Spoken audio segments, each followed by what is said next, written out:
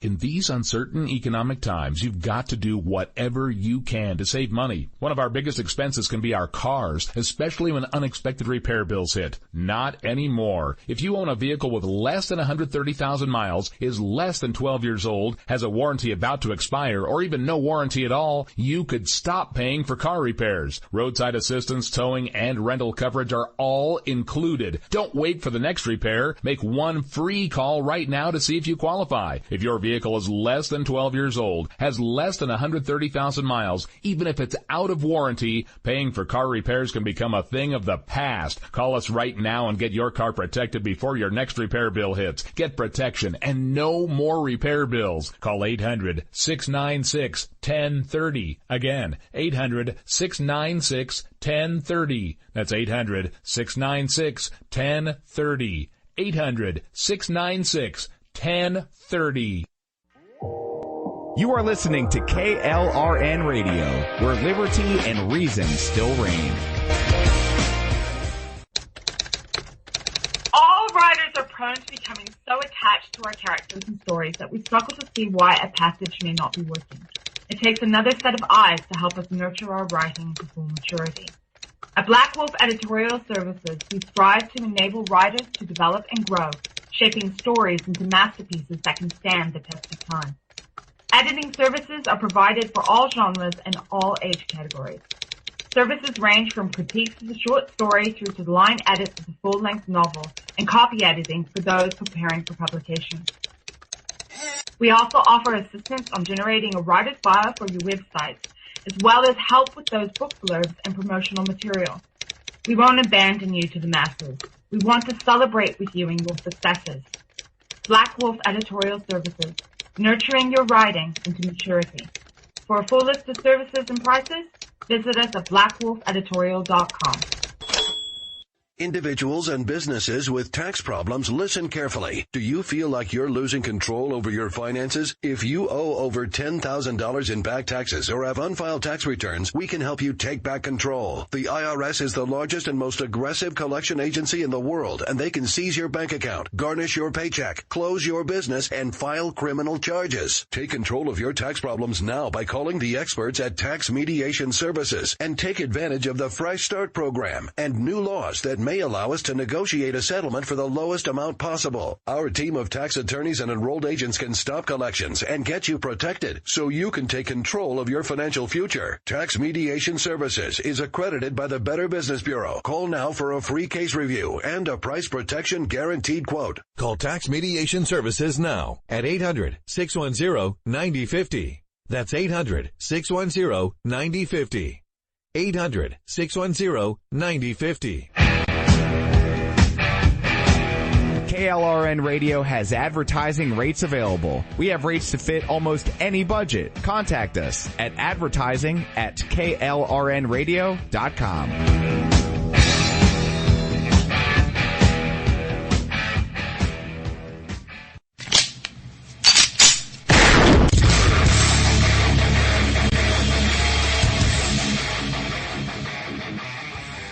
This is Slickery Trigger for Rebel Road Tactical. With proper care and feeding, your pistol will be ready when you need it, there to save your life. Shouldn't your gear be that good? Whether you need a holster for comfortable everyday carry or a tough-as-nails holster for your next training course, Rebel Road Tactical has what you need. Check us out on the web at rebelroadtactical.com.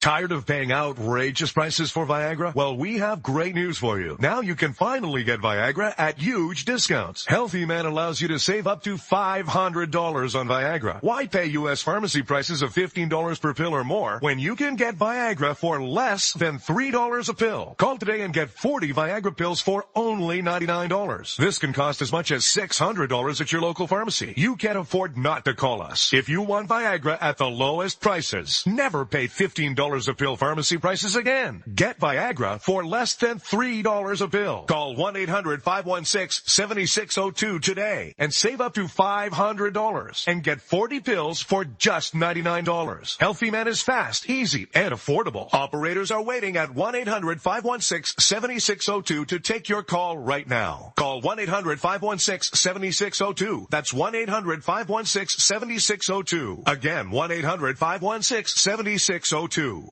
Is debt beating you down? You need discipline.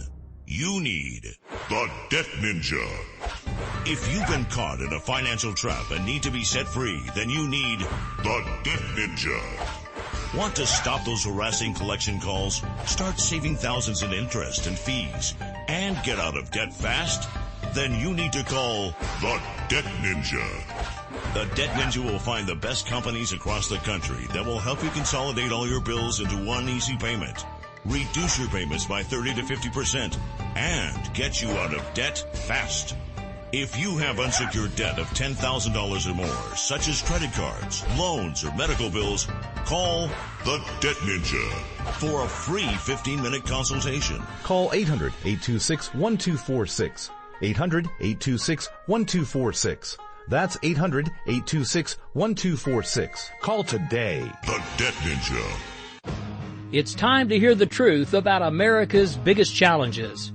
You're listening to America Off the Rails with your host, Rick Robinson. Listen, folks, I'm here to tell you our political system is broken. The two-party system is dead. They have become one and the same. Keep on doing what you do, Rick. You're my favorite host. Favorite host. This is always the killer, the one that just destroys that never Trump argument. Hillary Clinton will fill the Supreme Court with liberals. She'll also appoint federal judges with a liberal bent to them. I don't feel no ways tired. I come too far from where I started from. Don't let anybody tell you that it's corporations and businesses that create jobs. Arrogant, sanctimonious, self-righteous, sabotaging Trump. Everybody's got to be covered. This is an un-Republican thing for me to say, because a lot of times they say, no, the lower 25%, they can't afford. I am going to take care of everybody. I don't care if it costs me votes or not. Everybody's going to be taken care of much better than they're taken care of now. The government's going to pay for it, but we're going to save so much money on the other side. ISIS is honoring President Obama. He is the founder of ISIS. He's the founder of ISIS. Written by a nice reporter. Now the poor guy, you got to see this guy. Oh, I don't know what I said. I don't remember. He's going like, I don't remember.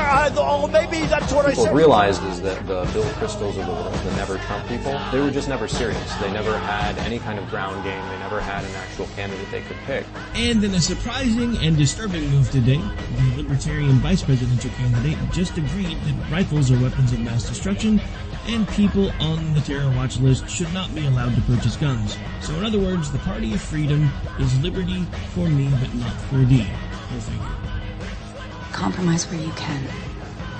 Where you can't, don't.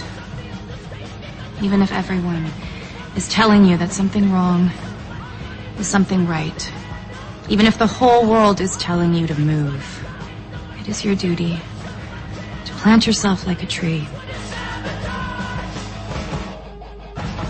Hello, America. Welcome to America Off the Rails. I'm your host, Rick Robinson, and it is time for us to do a little bit of talk about some local terrorist attacks, but a bunch of craziness going on in North Carolina, or was it South Carolina at this point? I don't even really remember. There's too many news stories. I can't keep up with them all anymore.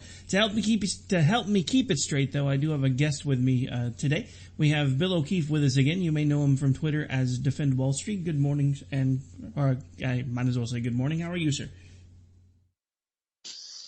I'm really enjoying the holy priest changes in World of Warcraft this week.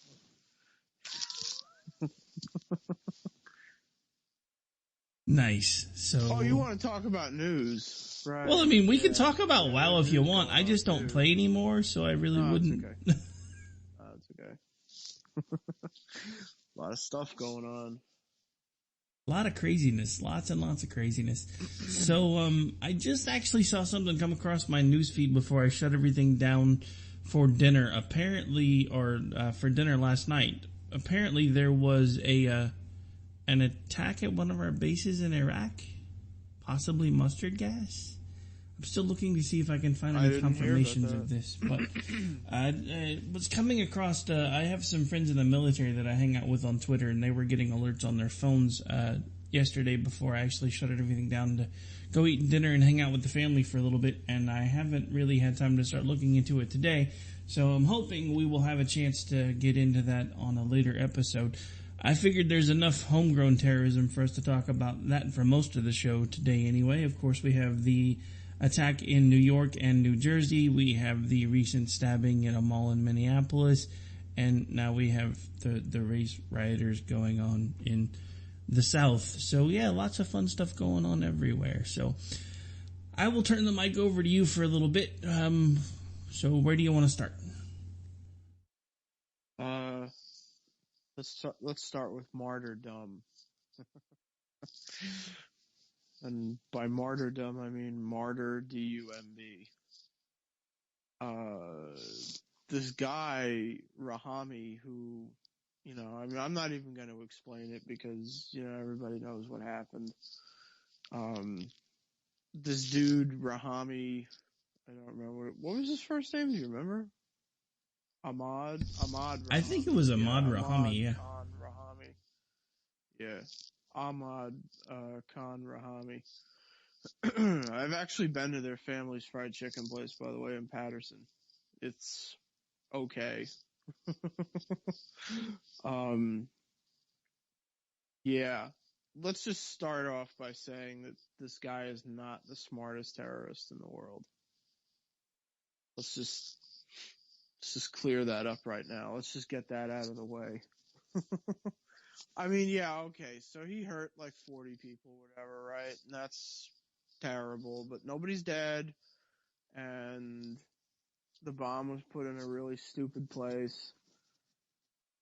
What I have learned from all of this, besides the fact that this guy is probably the stupidest terrorist, I mean, look, I think this kind of, I was at a bar tonight and we were talking about this, and I said, look, this guy was not the brightest.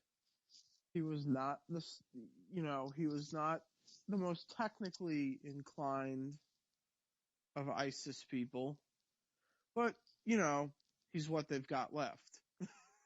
I mean, this is basically what's left.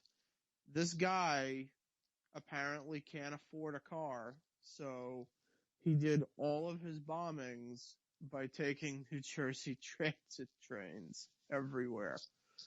And the way that they found him was sort of like three-pronged. Like, they sort of thought that it was him at first because, well, they didn't know what his name was at first, but they were pretty sure that he was the guy because he's so stupid he went on New Jersey transit trains to go all these places. And he was photographed on security cameras in every single one of these places. Like, he apparently didn't case these places. He had no idea where the cameras were. And he was photographed in all three of these places: Seaside, Elizabeth, and then in New York City. He went to Seaside and he planted the bombs, and his idea was he was going to hit this, charity 5K run, Seaside, New Jersey, which was a military 5K for charity.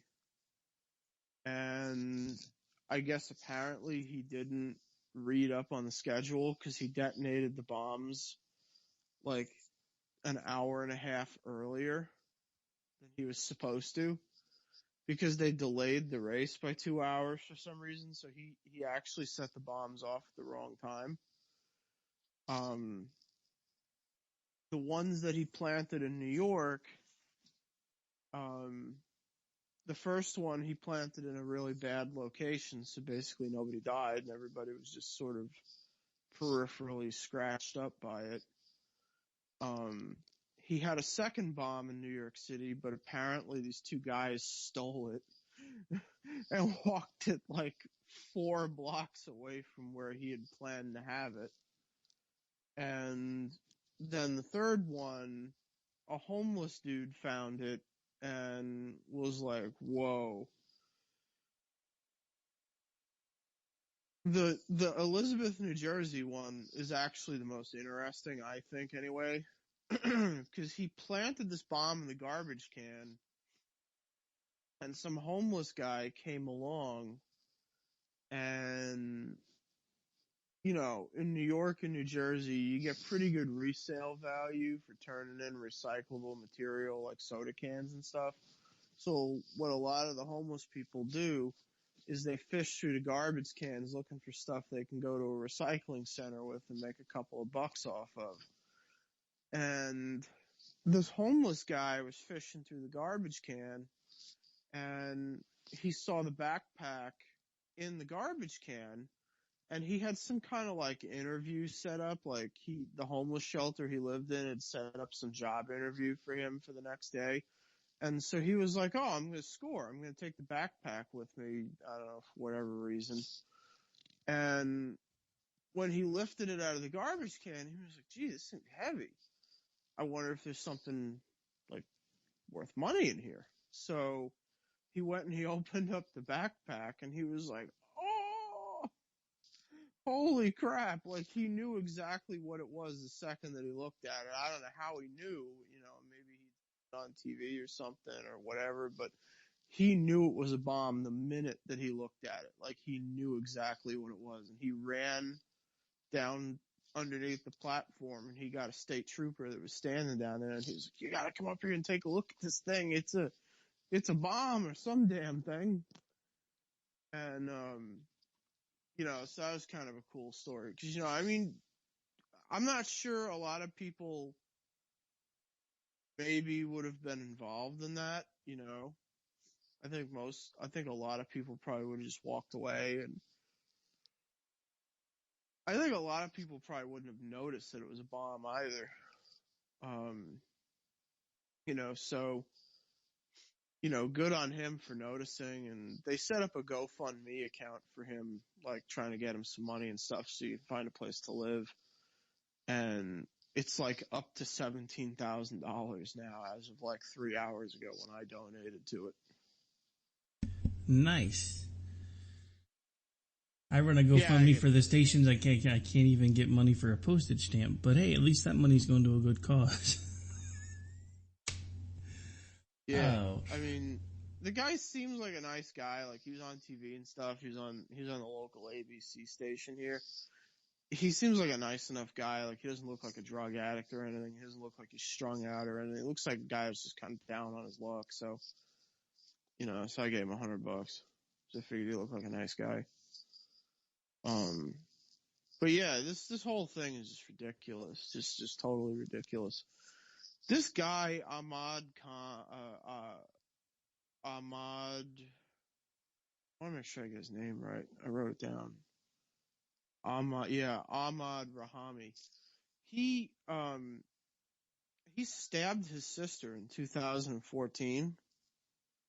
Some kind of an honor killing-ish kind of thing. And his dad reported him to the FBI and said, I think my son is a nutcase. I think he's becoming a terrorist.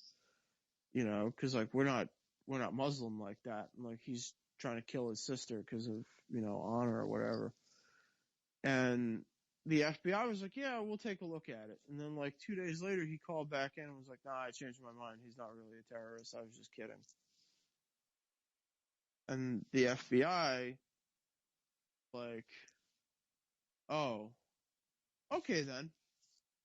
We'll just scratch that name off the list. Yeah, never mind. I guess we won't investigate it after all since you've changed your mind. Yeah. But, you decided to change your mind, Mr. Immigrant from Afghanistan, Rahami. I've decided not to investigate since, you know, you've given me your word. Well, is it any Real surprise, honestly, though, under this administration, the FBI would be like, okay, cool, never mind, we're gonna go, hey, I think the Krispy Kreme light just came on, let's go grab some donuts. Oh, wait, no, that's beat cops. I'm not sure what FBI agents eat in their spare time, but I'm sure it's not regular donuts. Yeah, I think this whole thing is just such a mess. It really is. I personally have never seen anything like this. I mean, this is just again, just another total, utter, ridiculous breakdown of everything in law enforcement again. And, people can say, well, the FBI, and I heard a lot of people after this saying, oh, the FBI caught this dude so fast. There's all this like great coordination and interagency, whatever. And they really did a good job. And, the FBI's like, yeah, that's us. Yeah, we did that. Yeah, that was us. Yeah, totally. Cool. But really that's just nonsense. The reason that this guy got caught. Can I curse on this show? I would prefer not, because we may miss... It's because this guy is a giant imbecile. I mean, the dude is a giant moron. He's just a gigantic moron. Seriously. Well, I mean, that's kind of a given. No. I mean, he's really, really friggin' stupid, even for a terrorist. He's really stupid. He used his own iPhone as one of the detonators for the device. And it didn't explode, and it didn't have a passcode on it. So all they had to do was open the phone up, and they found out who it belonged to. Okay. I'm not making this up.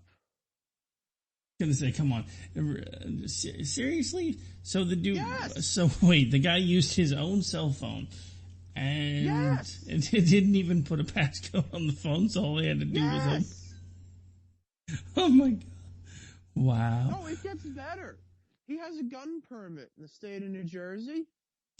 He left his fingerprints all over 3 of the pipe bombs. In the state of New Jersey, when you get a handgun permit, they fingerprint you. Yeah, that's actually kind of common practice pretty much everywhere except for the constitutional carry states. But I'm not sure which concerns me worse, the fact that he was dumb enough to put his fingerprints all over pipe bombs and leave them there, or the fact that he was apparently at some point able to actually get a permit to carry a firearm. Yeah, well, and a lot of people say New Jersey is pretty hard to get a gun permit, but I mean, I got 8 of them, so can't be that hard. Yeah, well, I don't think they count the ones you made on your printer as valid gun permits, I'm just saying. Well, that's 10 then. But still, I mean, it's not very hard to get a gun permit in New Jersey. I mean, I have a couple of them. So, yeah, this sort of shows how easy it is to get a gun permit in New Jersey. I mean, a damn terrorist got one. I mean, this guy's under surveillance by the FBI. He's on a list. He got one.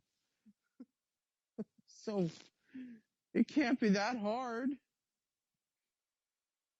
But yeah, apparently not. I mean, so stupid. So basically, in what you're basically telling me is, in New Jersey, to get a handgun permit, all you really have to do is have the IQ of a potato. Yeah, basically. It's not hard at all, apparently. I always believed that getting a gun permit in New Jersey was really difficult, but I got one in a week. It's really not that difficult. You just have to be willing to go through all the paperwork and stuff and submit to the chat all these ridiculous background checks and, submit references and all this other stuff. But, I mean, as long as you're willing to play along with them, They'll give you one. I mean, there's no. Yeah, there are a couple of towns that are, somewhat difficult to get them in, but it's basically up to the municipality you live in. Apparently, Linden or Elizabeth, wherever the hell this guy lives, I mean, it was pretty easy for him to get one. So, because I can't imagine where he must have gotten a Glock 19 from. He had a brand new Glock 19 on him, so I have no idea where he might have gotten one if he didn't buy it in the state.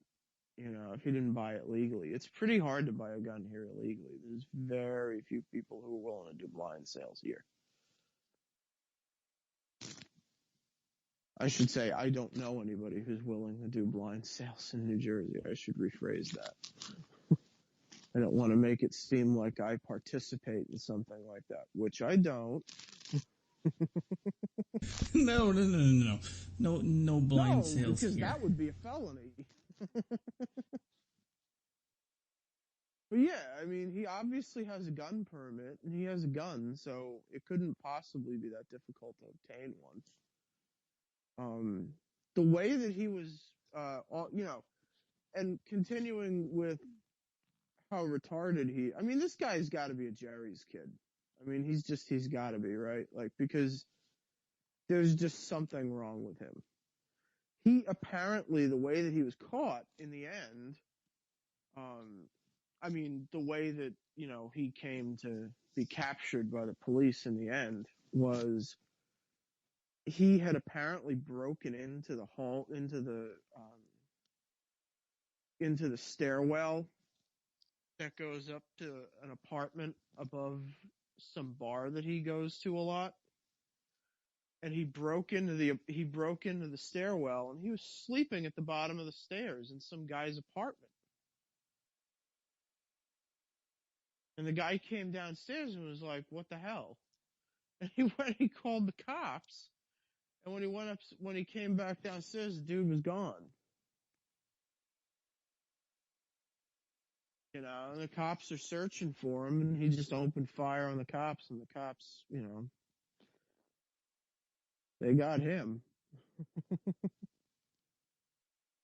So just to give folks an accurate picture of apparently what this person's mindset was like. I mean, we're talking about a guy who wasn't even smart enough to buy a burner phone. Yeah. To set off. He did have several burner phones, but he was stupid enough to use his real phone for one of the detonators because I guess he must have run out of burners. Well, that makes it even more crazy because he had burners and he had decided to use his real phone. Yeah, he had like 12 of them. Apparently didn't know enough about what he was doing to actually do any major damage with the type of firepower that he was working with. And not only that, somehow still managed to get a gun permit in New Jersey when we're basically talking about the terroristic equivalent of Butters from South Park.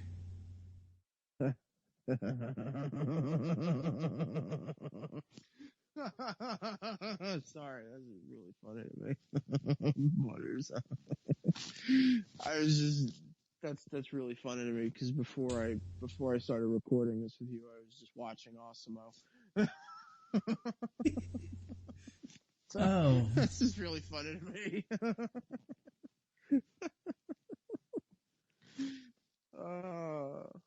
Good timing, I guess. South Park is so great. I love that show. That show they just take no prisoners and they just get everybody and I just love it. That last episode was so brilliant.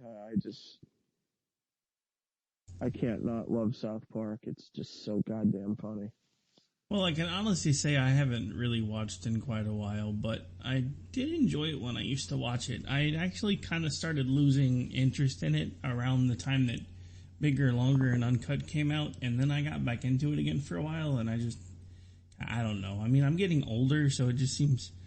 I really don't watch very many cartoons at all anymore. I don't have the excuse anymore on my channel. I feel like the show is getting more mature now, though. I feel like they've decided to stop being so subversive about how they hit people and they've decided to just go out and be really overt about it now. And the show is just like a 30-minute commentary on social issues now. And I really like it because it's something that The Simpsons used to do really, really early on in their history, and they sort of stopped doing in favor of being silly. And South Park started off being silly, and now it's basically just slowly become topical. And it's gotten, like I said, it started really, really, really, really, really subversively. It was really hard to see what the message was that they were trying to push, but it was always sort of there from like the 4th or 5th season onward. There was always something that like sort of stuck in their craw that they wanted to riff on for the moment. And,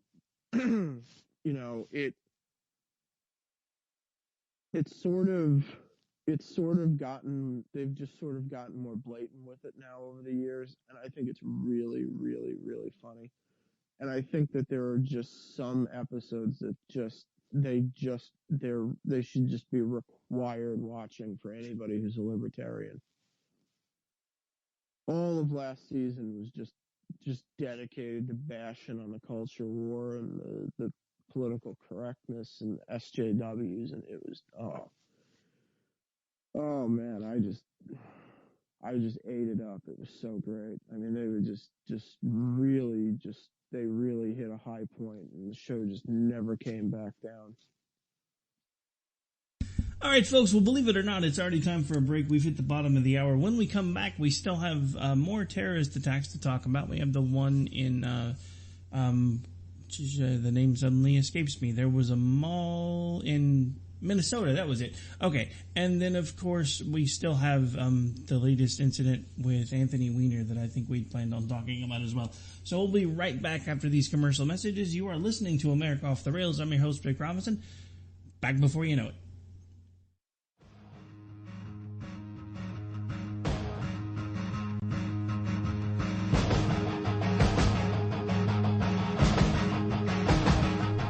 Stay tuned.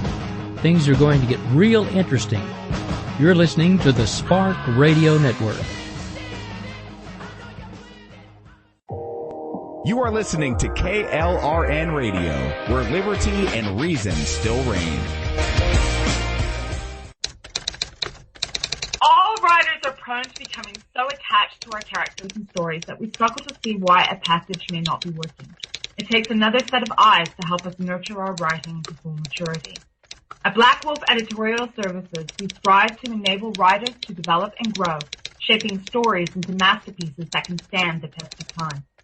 Editing services are provided for all genres and all age categories. Services range from critiques of the short story through to the line edits of the full-length novel and copy editing for those preparing for publication. We also offer assistance on generating a writer's bio for your websites, as well as help with those book blurbs and promotional material. We won't abandon you to the masses. We want to celebrate with you in your successes. Black Wolf Editorial Services, nurturing your writing into maturity. For a full list of services and prices, visit us at blackwolfeditorial.com.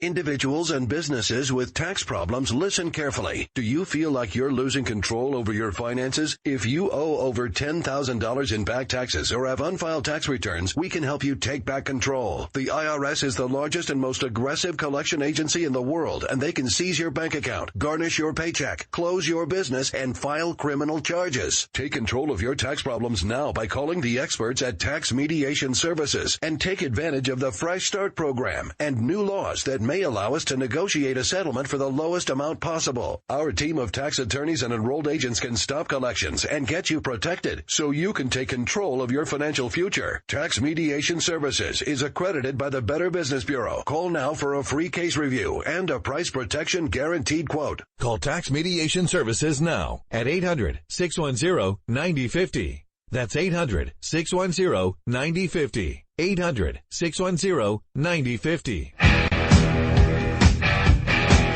KLRN Radio has advertising rates available. We have rates to fit almost any budget. Contact us at advertising@klrnradio.com.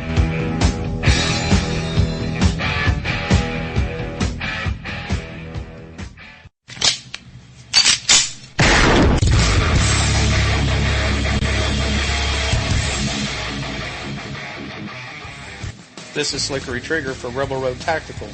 With proper care and feeding, your pistol will be ready when you need it. There to save your life. Shouldn't your gear be that good? Whether you need a holster for comfortable everyday carry or a tough-as-nails holster for your next training course, Rebel Road Tactical has what you need. Check us out on the web at rebelroadtactical.com. Tired of paying outrageous prices for Viagra? Well, we have great news for you. Now you can finally get Viagra at huge discounts. Healthy Man allows you to save up to $500 on Viagra. Why pay U.S. pharmacy prices of $15 per pill or more when you can get Viagra for less than $3 a pill? Call today and get 40 Viagra pills for only $99. This can cost as much as $600 at your local pharmacy. You can't afford not to call us. If you want Viagra at the lowest prices, never pay $15 a pill pharmacy prices again. Get Viagra for less than $3 a pill. Call 1-800-516-7602 today and save up to $500 and get 40 pills for just $99. Healthy Man is fast, easy, and affordable. Operators are waiting at 1-800-516-7602 to take your call right now. Call 1-800-516-7602. That's 1-800-516-7602. Again, 1-800-516-7602.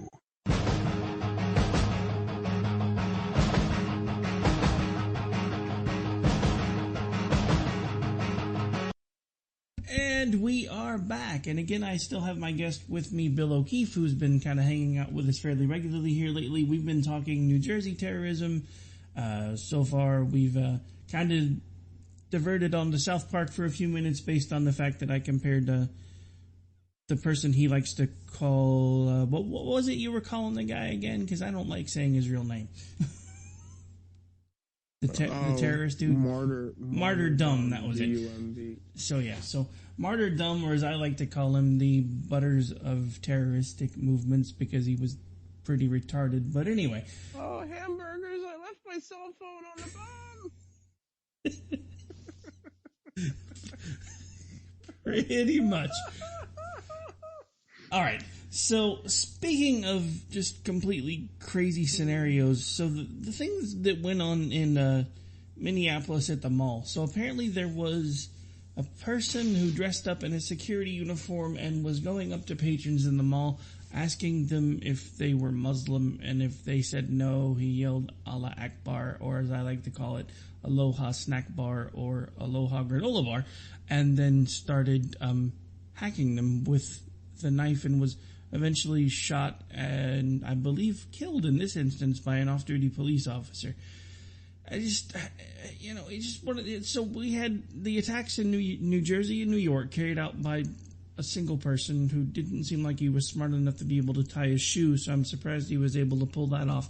But then we have this guy hundreds of miles away in a mall hacking people up with a knife. Is it my imagination, or are things kind of seeming to ramp up a little bit in the supposed lone wolf attack categories lately? What do you call a lone wolf when he gets together with 4 other lone wolves? I'm afraid to ask, but I'm going to ask. What do you call him? I don't know. I'm legitimately asking because, they keep calling these things lone wolf attacks, but what do you call it when a bunch of lone wolves coordinate an attack? Would you call it a rat pack? I don't know. No. We cannot berate the name Rat Pack. The name Rat Pack was actually used by the coolest music group ever from the 60s, and they were awesome, and I'm not going to have terrorists take that away from us. No. They were individually much better than they were as a group. Oh yes, this is true, but they were still awesome as a group too. I mean, they were the epitome of cool back then. So no, we can't call lone wolves who group up the Rat Pack, because that's just not, no, that's not cool. How about a pork pack? Can we call them a pack of bacon? That's sort of what I was implying. Well, yeah, I just kind of figured. I was just trying to keep with the rhyming thing. Pork pack. Yeah, well. I guess I'm trying too hard. Well, no, I just figured if we actually called them a pack of bacon, that would actually annoy them even more. I'm just, You know, the thing is that, like I tell people, when in times of dread, invest in gold and lead. When you're fairly sure. Look, this is where ISIS is going to go. They're not going to do these IED attacks. They're not going to do these, look, they're not going to steal planes and fly them into buildings anymore. And they're sure as hell not going to, have dirty bombs, whatever. They're not going to do that. What they're going to do is they're going to inflict maximum shock for the least amount of effort and the least amount of planning. And this attack in Minnesota is going to be where I think, I don't know anything about this kind of stuff. I don't know anything about terrorism, but if it were me, I would say strategically, knife attacks a la Israel are the smarter choice, quote unquote, because it doesn't require a tremendous amount of planning. It doesn't require a tremendous amount of equipment you just have one dude do this. This is one Somali guy. He killed like 8 friggin' people, So, you can have these types of things happen, and they'll get a tremendous amount of effect out of it. They'll have a decent-ish body count from it, and they'll hit you where you live. The malls, the movie theaters, schools, restaurants, fast food joints. That's what they're going to do, because that would, if I were them, that's what I would do, because it's going to be difficult to sneak people in. It's going to be difficult to look, ISIS really prefers to use certain types of bomb making material. They prefer certain types of detonation devices. They like the cell phones. They like that powder. What is that stuff called? You know what I'm talking about? It starts with a T. Starts with a T. Yeah. I thought I knew what you were talking about until you said it started with a T. So maybe I don't know. Are you TATP, I think, or something like that. It's oh man. Anyway, this is the kind of stuff that you're gonna have. They're gonna do these small scale, attacks, and this is how they're gonna do it. So, you know what? If you live in a state that's got constitutional carry or concealed carry, get yourself a gun. Might I suggest the Glock 43? That's my suggestion, but, you don't have to listen to me. Get yourself a gun, figure out how to use it, get trained with it, and, get ready, because it's coming. It's not, it's not hyperbole, it's here. They're here. They're recruiting on the internet. They don't even have to have people travel to Afghanistan like this idiot. It's not required anymore. So. No, that is right. They are actively recruiting. They have been for a while, and people don't even necessarily have to travel outside of the country anymore to be recruited. What I thought you were talking about earlier, because if I remember correctly, you were talking about white powder that was often used in terror attacks. The only references I can find to that would have been anthrax, so I'm not sure if we were thinking of the same thing or not. It's not white. I'll think of it. I thought you said white powder. My apologies. So I guess I didn't know what you were talking about, so. I'll think of it. It starts with a T. Anyway, in the meantime. In the meantime, okay, so, I mean, the whole thing, I guess, the thing that's been bothering me the most about this, and I did look into it while we were on break, I did find reference to the story of the U.S. base in Iraq that was actually attacked by what was deemed as either some sort of an artillery shell or a land-based missile that had actually landed and had what was deemed to be mustard gas, but was either poorly refined or fairly ineffectual according to sources. But the simple fact of the matter is these people are getting more and more brave every single day, and our government doesn't do anything but telegraph to them exactly what our next move is going to be. And I had somebody ask me today if I thought that they were starting to ramp things up on purpose, were ISIS and Al-Qaeda trying to ramp things up. And I don't know if they've gotten there yet, and I actually saw somebody else making a similar comment. I think this is them kind of getting warmed up, getting synchronized, finding out what works, finding out what doesn't. But if I were them, my main objective would be to stop the transition of power, because this administration has been a complete dream for them. They barely do anything against terrorist attacks. What they do is mostly ineffectual, and they telegraph it days in advance before they do anything. So if I was in charge of one of these groups, one of the first things I would be trying to do was try to find a way to disrupt the election. For the simple fact of the matter is, right now, Obama seems like he's the best person to have in the White House if you want to go on a terror spree, because all he ever does is make apologies when they have them. But maybe I'm being too harsh. Who knows? It's triacetone. That's the name of it. Ah, okay, yeah. So, yeah, it's an ISIS signature. It's their signature. It's how you know that ISIS or Al Qaeda is behind the bomb. Oh, so I guess I must have missed something you were saying earlier. So you were saying there was a powder that they use that is very specific to them. So if you find it, you know it was them that had yeah, more often than not, it's them.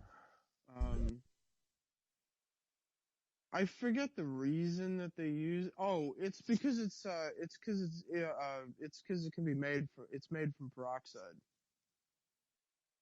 or triacetone triperoxide.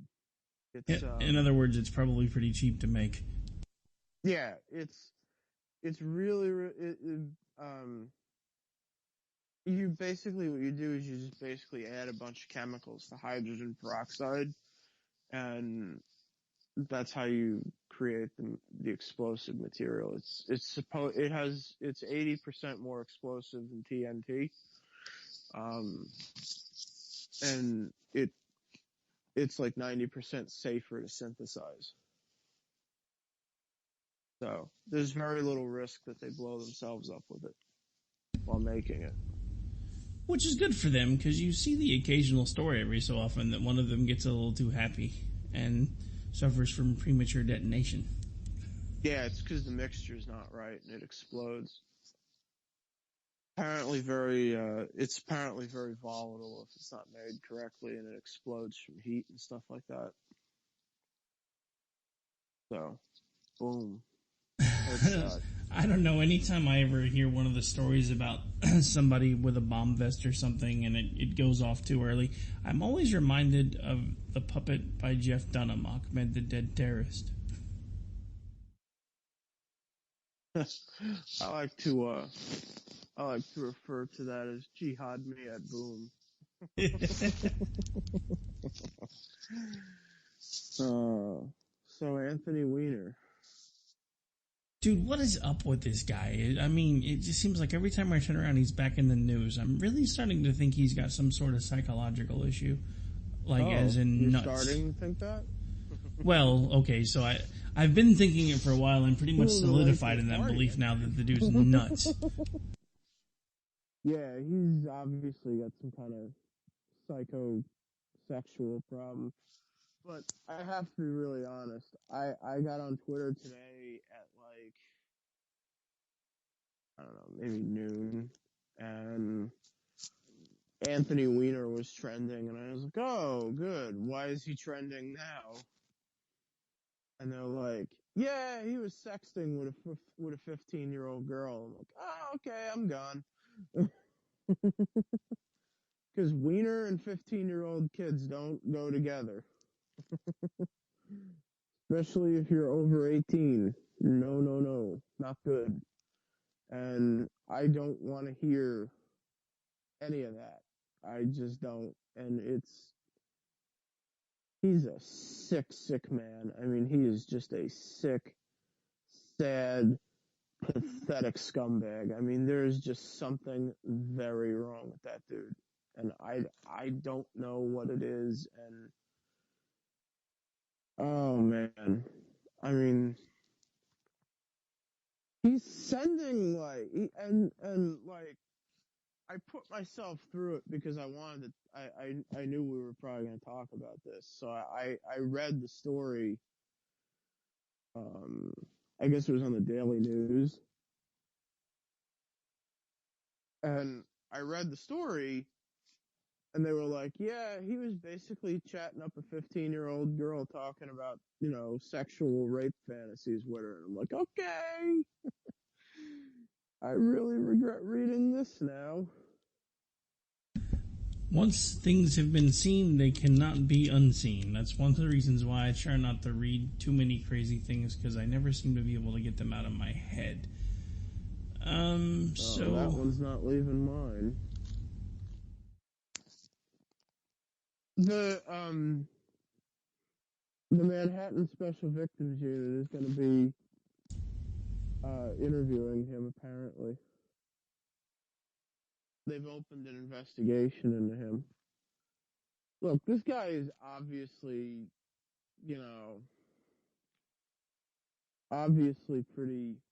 pretty disturbed. I mean, if you're how old is he? 46? Yeah, somewhere around there. I think he's 46, 47. He's not that much older than me, which is one of the reasons why this story's always kind of weirded me out every time he shows up in the news. Well, okay, so before it was kind of cute, because he's just some sad, lonely pervert who's married to a lady who's probably a lesbian. Probably fine. She hangs out with Hillary Clinton all day long. No, I'm just saying probably because, lawsuits being what they are. But, at first I kind of felt bad for him because, he's just this sort of weird, strange dude kind of hooked up with this lady who, obviously just did the same thing Hillary Clinton did, which was use him for some fame and, whatever.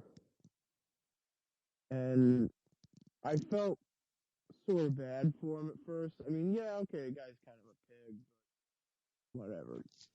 Find me a guy that isn't. And, when that thing with his son came out, I was like, yeah, that's pretty gross.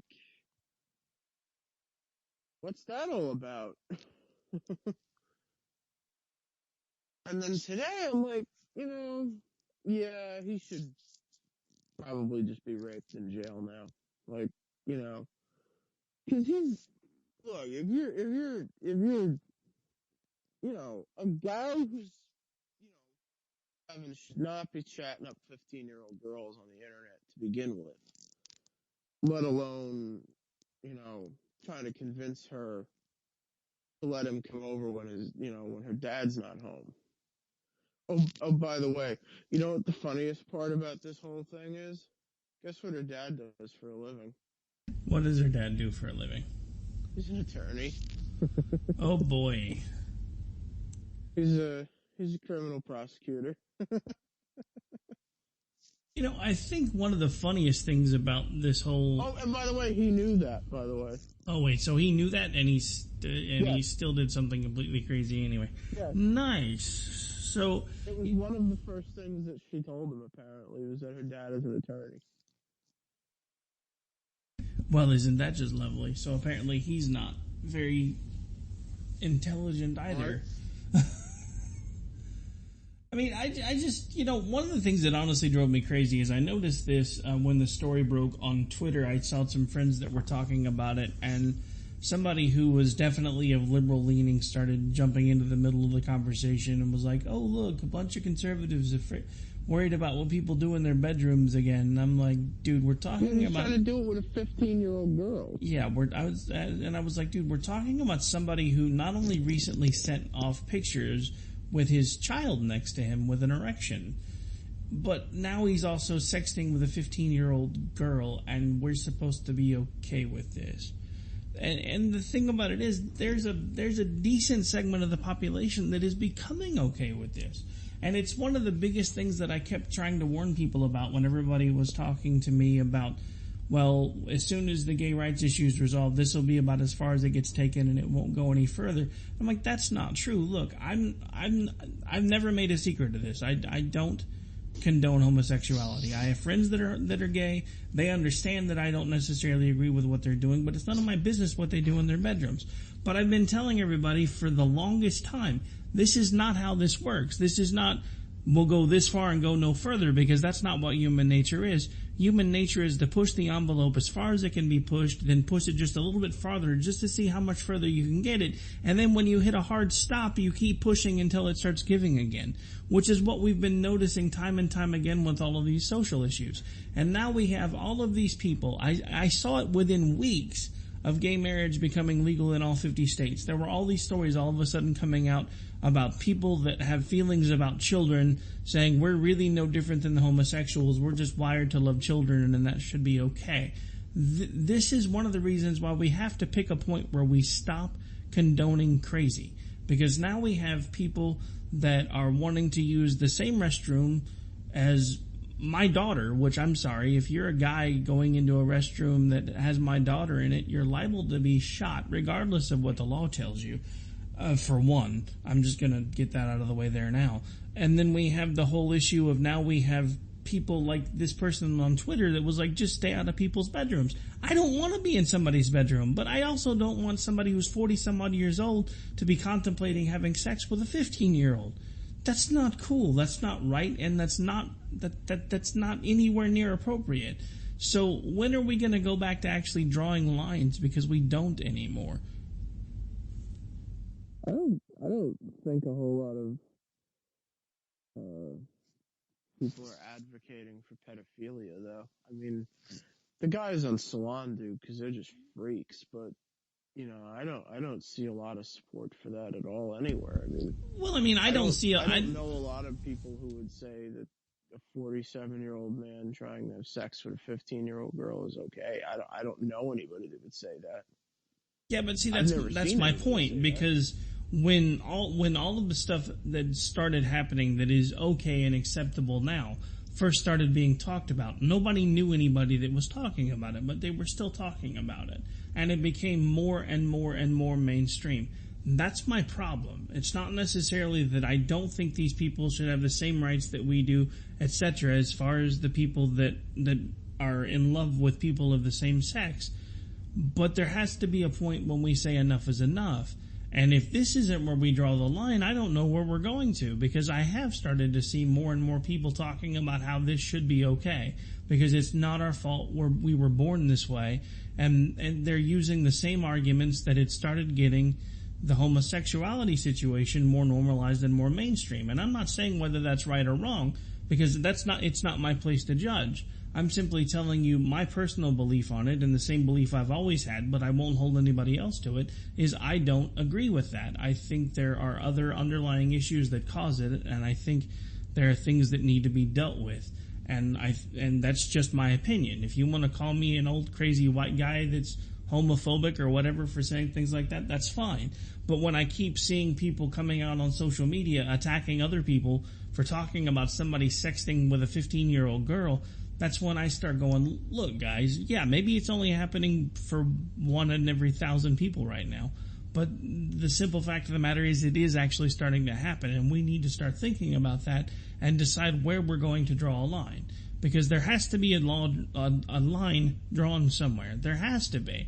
Because at this point we're talking about people that are too young to understand the consequences of their actions being influenced by people that are legally adults. I have a problem with that. I've always had a problem with that. I will continue to have a problem with that until the day that I die. And I understand that there are sometimes extenuating circumstances where there's an 18, 19-year-old kid who's told that someone is of age, never really bothers to check with it, and next thing you know, they're being brought up on charges by parents because, well, she looked 18, but turns out she was only 16. So, I mean, there are gray areas everywhere in every circumstance, for the most part, and I understand that. But when we can't all come together as a group and say Anthony Weiner's a scumbag and should be, like, ostracized or maybe even castrated or something to keep him from doing something crazy, then I have a problem, because how are we going to condone the fact that a 47-year-old man was sexting with a 15-year-old? Governor Cuomo actually came out and said that he's a sick.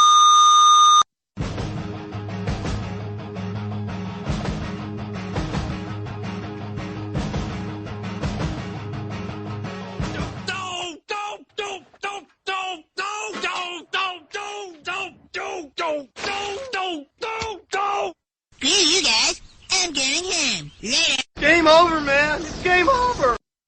In these uncertain economic times, you've got to do whatever you can to save money. One of our biggest expenses can be our cars, especially when unexpected repair bills hit. Not anymore. If you own a vehicle with less than 130,000 miles, is less than 12 years old, has a warranty about to expire, or even no warranty at all, you could stop paying for car repairs. Roadside assistance, towing, and rental coverage are all included. Don't wait for the next repair. Make one free call right now to see if you qualify. If your vehicle is less than 12 years old, has less than 130,000 miles, even if it's out of warranty, paying for car repairs can become a thing of the past. Call us right now and get your car protected before your next repair bill hits. Get protection and no more repair bills. Call 800-696-1030. Again, 800-696-1030. That's 800-696-1030. 800-696-1030. You are listening to KLRN Radio, where liberty and reason still reign. All writers are prone to becoming so attached to our characters and stories that we struggle to see why a passage may not be working. It takes another set of eyes to help us nurture our writing to full maturity. At Black Wolf Editorial Services, we strive to enable writers to develop and grow, shaping stories into masterpieces that can stand the test of time. Editing services are provided for all genres and all age categories. Services range from critiques of the short story through to the line edits of the full-length novel and copy editing for those preparing for publication. We also offer assistance on generating a writer's bio for your websites, as well as help with those book blurbs and promotional material. We won't abandon you to the masses. We want to celebrate with you and your successes. Black Wolf Editorial Services, nurturing your writing into maturity. For a full list of services and prices, visit us at blackwolfeditorial.com. Individuals and businesses with tax problems, listen carefully. Do you feel like you're losing control over your finances? If you owe over $10,000 in back taxes or have unfiled tax returns, we can help you take back control. The IRS is the largest and most aggressive collection agency in the world, and they can seize your bank account, garnish your paycheck, close your business, and file criminal charges. Take control of your tax problems now by calling the experts at Tax Mediation Services and take advantage of the Fresh Start program and new laws that may allow us to negotiate a settlement for the lowest amount possible. Our team of tax attorneys and enrolled agents can stop collections and get you protected so you can take control of your financial future. Tax Mediation Services is accredited by the Better Business Bureau. Call now for a free case review and a price protection guaranteed quote. Call Tax Mediation Services now at 800-610-9050. That's 800-610-9050. 800-610-9050. KLRN Radio has advertising rates available. We have rates to fit almost any budget. Contact us at advertising@klrnradio.com.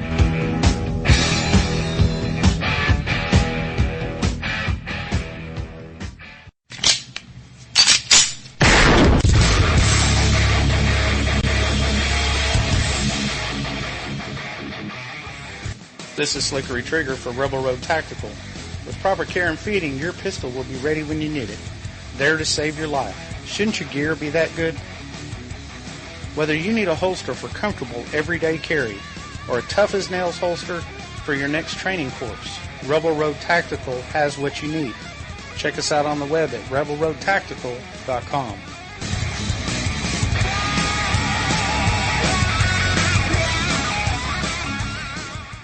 Tired of paying outrageous prices for Viagra? Well, we have great news for you. Now you can finally get Viagra at huge discounts. Healthy Man allows you to save up to $500 on Viagra. Why pay U.S. pharmacy prices of $15 per pill or more when you can get Viagra for less than $3 a pill? Call today and get 40 Viagra pills for only $99. This can cost as much as $600 at your local pharmacy. You can't afford not to call us. If you want Viagra at the lowest prices, never pay $15 a pill pharmacy prices again. Get Viagra for less than $3 a pill. Call 1-800-516-7602 today and save up to $500 and get 40 pills for just $99. Healthy Man is fast, easy, and affordable. Operators are waiting at 1-800-516-7602 to take your call right now. Call 1-800-516-7602. That's 1-800-516-7602. Again, 1-800-516-7602. Is debt beating you down? You need discipline. You need the Debt Ninja. If you've been caught in a financial trap and need to be set free, then you need the Debt Ninja. Want to stop those harassing collection calls, start saving thousands in interest and fees, and get out of debt fast? Then you need to call the Debt Ninja. The Debt Ninja will find the best companies across the country that will help you consolidate all your bills into one easy payment, reduce your payments by 30 to 50%, and get you out of debt fast. If you have unsecured debt of $10,000 or more, such as credit cards, loans, or medical bills, call the Debt Ninja for a free 15-minute consultation. Call 800-826-1246. 800-826-1246. That's 800-826-1246. Call today. The Debt Ninja. It's time to hear the truth about America's biggest challenges. You're listening to America Off the Rails with your host, Rick Robinson. Listen, folks, I'm here to tell you our political system is broken. The two-party system is dead. They have become one and the same. Keep on doing what you do, Rick. You're my favorite host. Favorite host. This is always the killer, the one that just destroys that never Trump argument. Hillary Clinton will fill the Supreme Court with liberals. She'll also appoint federal judges with a liberal bent to them. I don't feel no ways tired. I come too far from where I started from.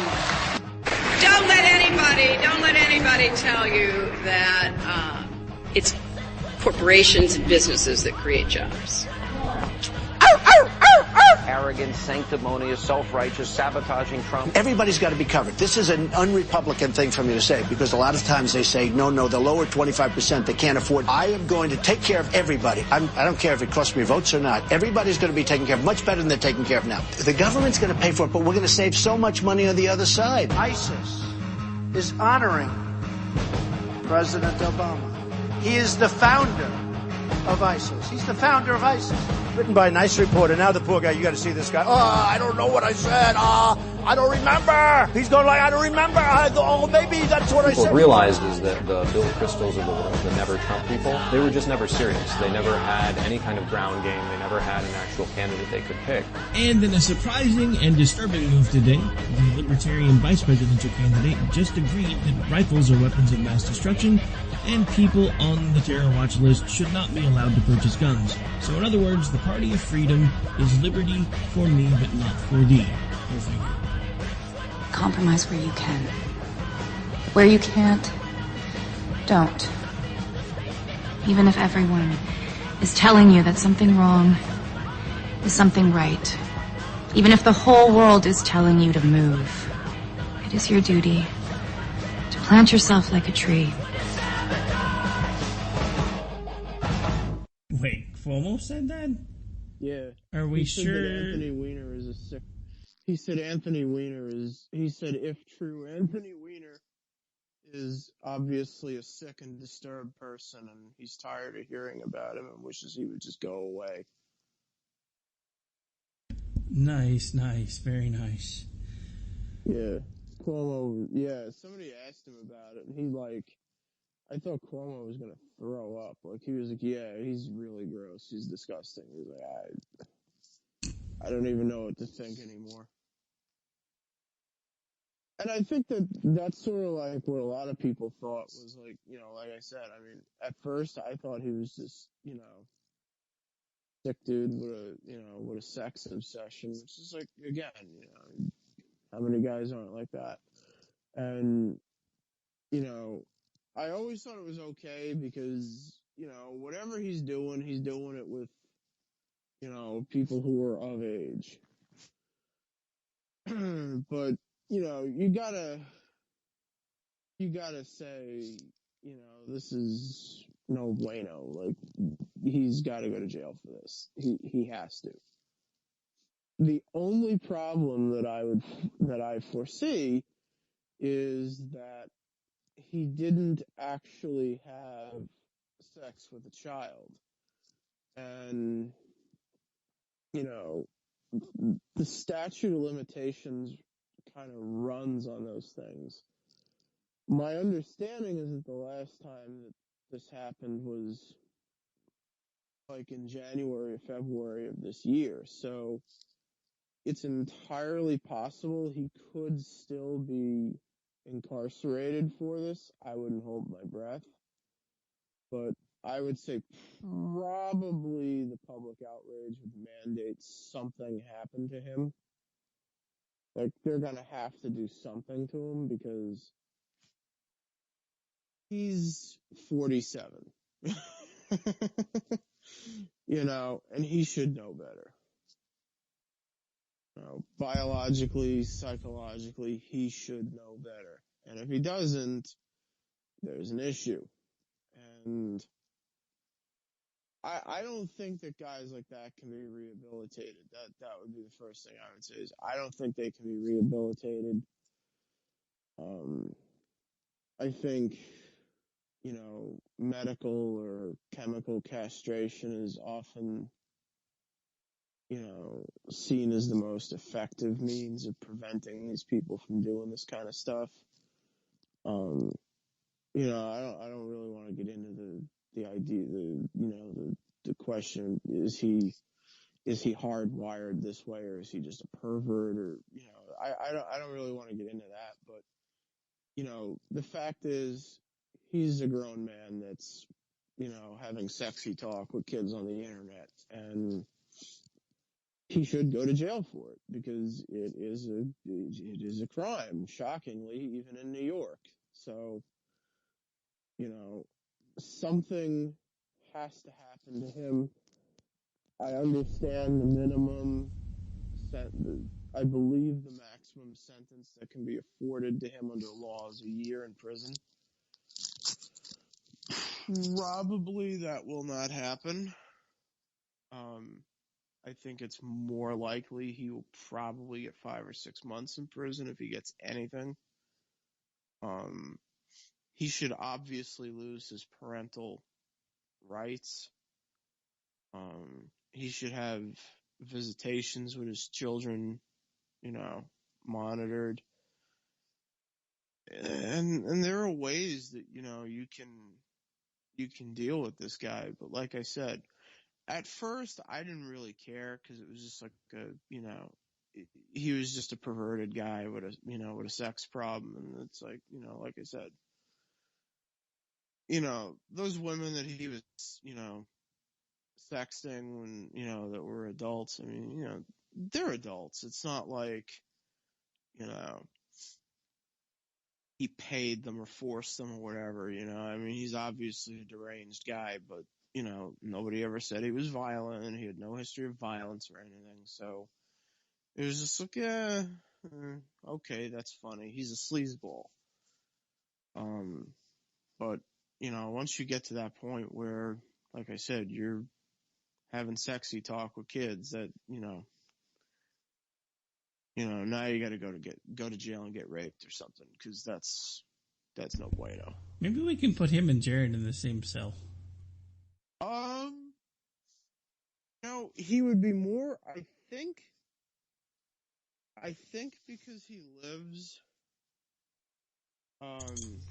in Brooklyn, I think he's more likely to go to Ossining, actually. I think he's most likely to go to Ossining. If I remember right, I think he goes to he'd go to Ossining, aka Sing Sing. So he would definitely be stabbed in jail. If that's any consolation. I don't know. At this point, it might be, and I have to agree. At first, He probably won't survive Sing Sing. I'm just sure throwing that out there. I'm Sing sure he Sing's won't. Pretty tough. I'm sure he won't. And I have to agree. At first, it was just another sleazeball got caught doing something he shouldn't have been doing on his phone. Happened between adults, no big deal. Then it happened again. Then he was back in the press again. And then there started being all these other little. But who cares, right? Because it's it's not my problem. He's not my husband or wife, whatever, Yeah, and that was, but then, we started seeing the pictures of him taking pictures with his son next to him when he had an erection, and now this. That was just kind of the beginning of the end for me. I mean, look, if you're gonna do that type of stuff, at least make sure your kid's not anywhere around when you're snapping the pictures.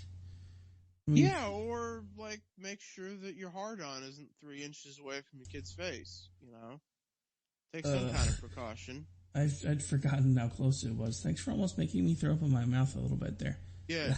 I mean, that's what got me was, I just, I don't, when he did that, I just, the first thing I thought of was I don't even know what to say anymore. Dude, come on. What is going through your head? What do you think what does somebody think while they take those pictures? I have no idea, but it can't be anything good. All right, so I think we have talked enough about the Wiener incident. Let's move on to the last topic of the show that we were going to discuss, and the recent protest going on in what was it? Was it South Carolina? Charlotte, North Carolina. North Carolina. I don't know why I keep wanting to say South Carolina, but I anyway. get them confused too. But so in case you guys haven't been paying attention, basically there was an officer involved shooting. I believe it was Monday night, if memory serves, when everything really started kind of breaking loose about it. Of course, there was the usual back and forth of, the cops shot an unarmed person. The guy had a book. A lot of eyewitnesses said the guy had a gun.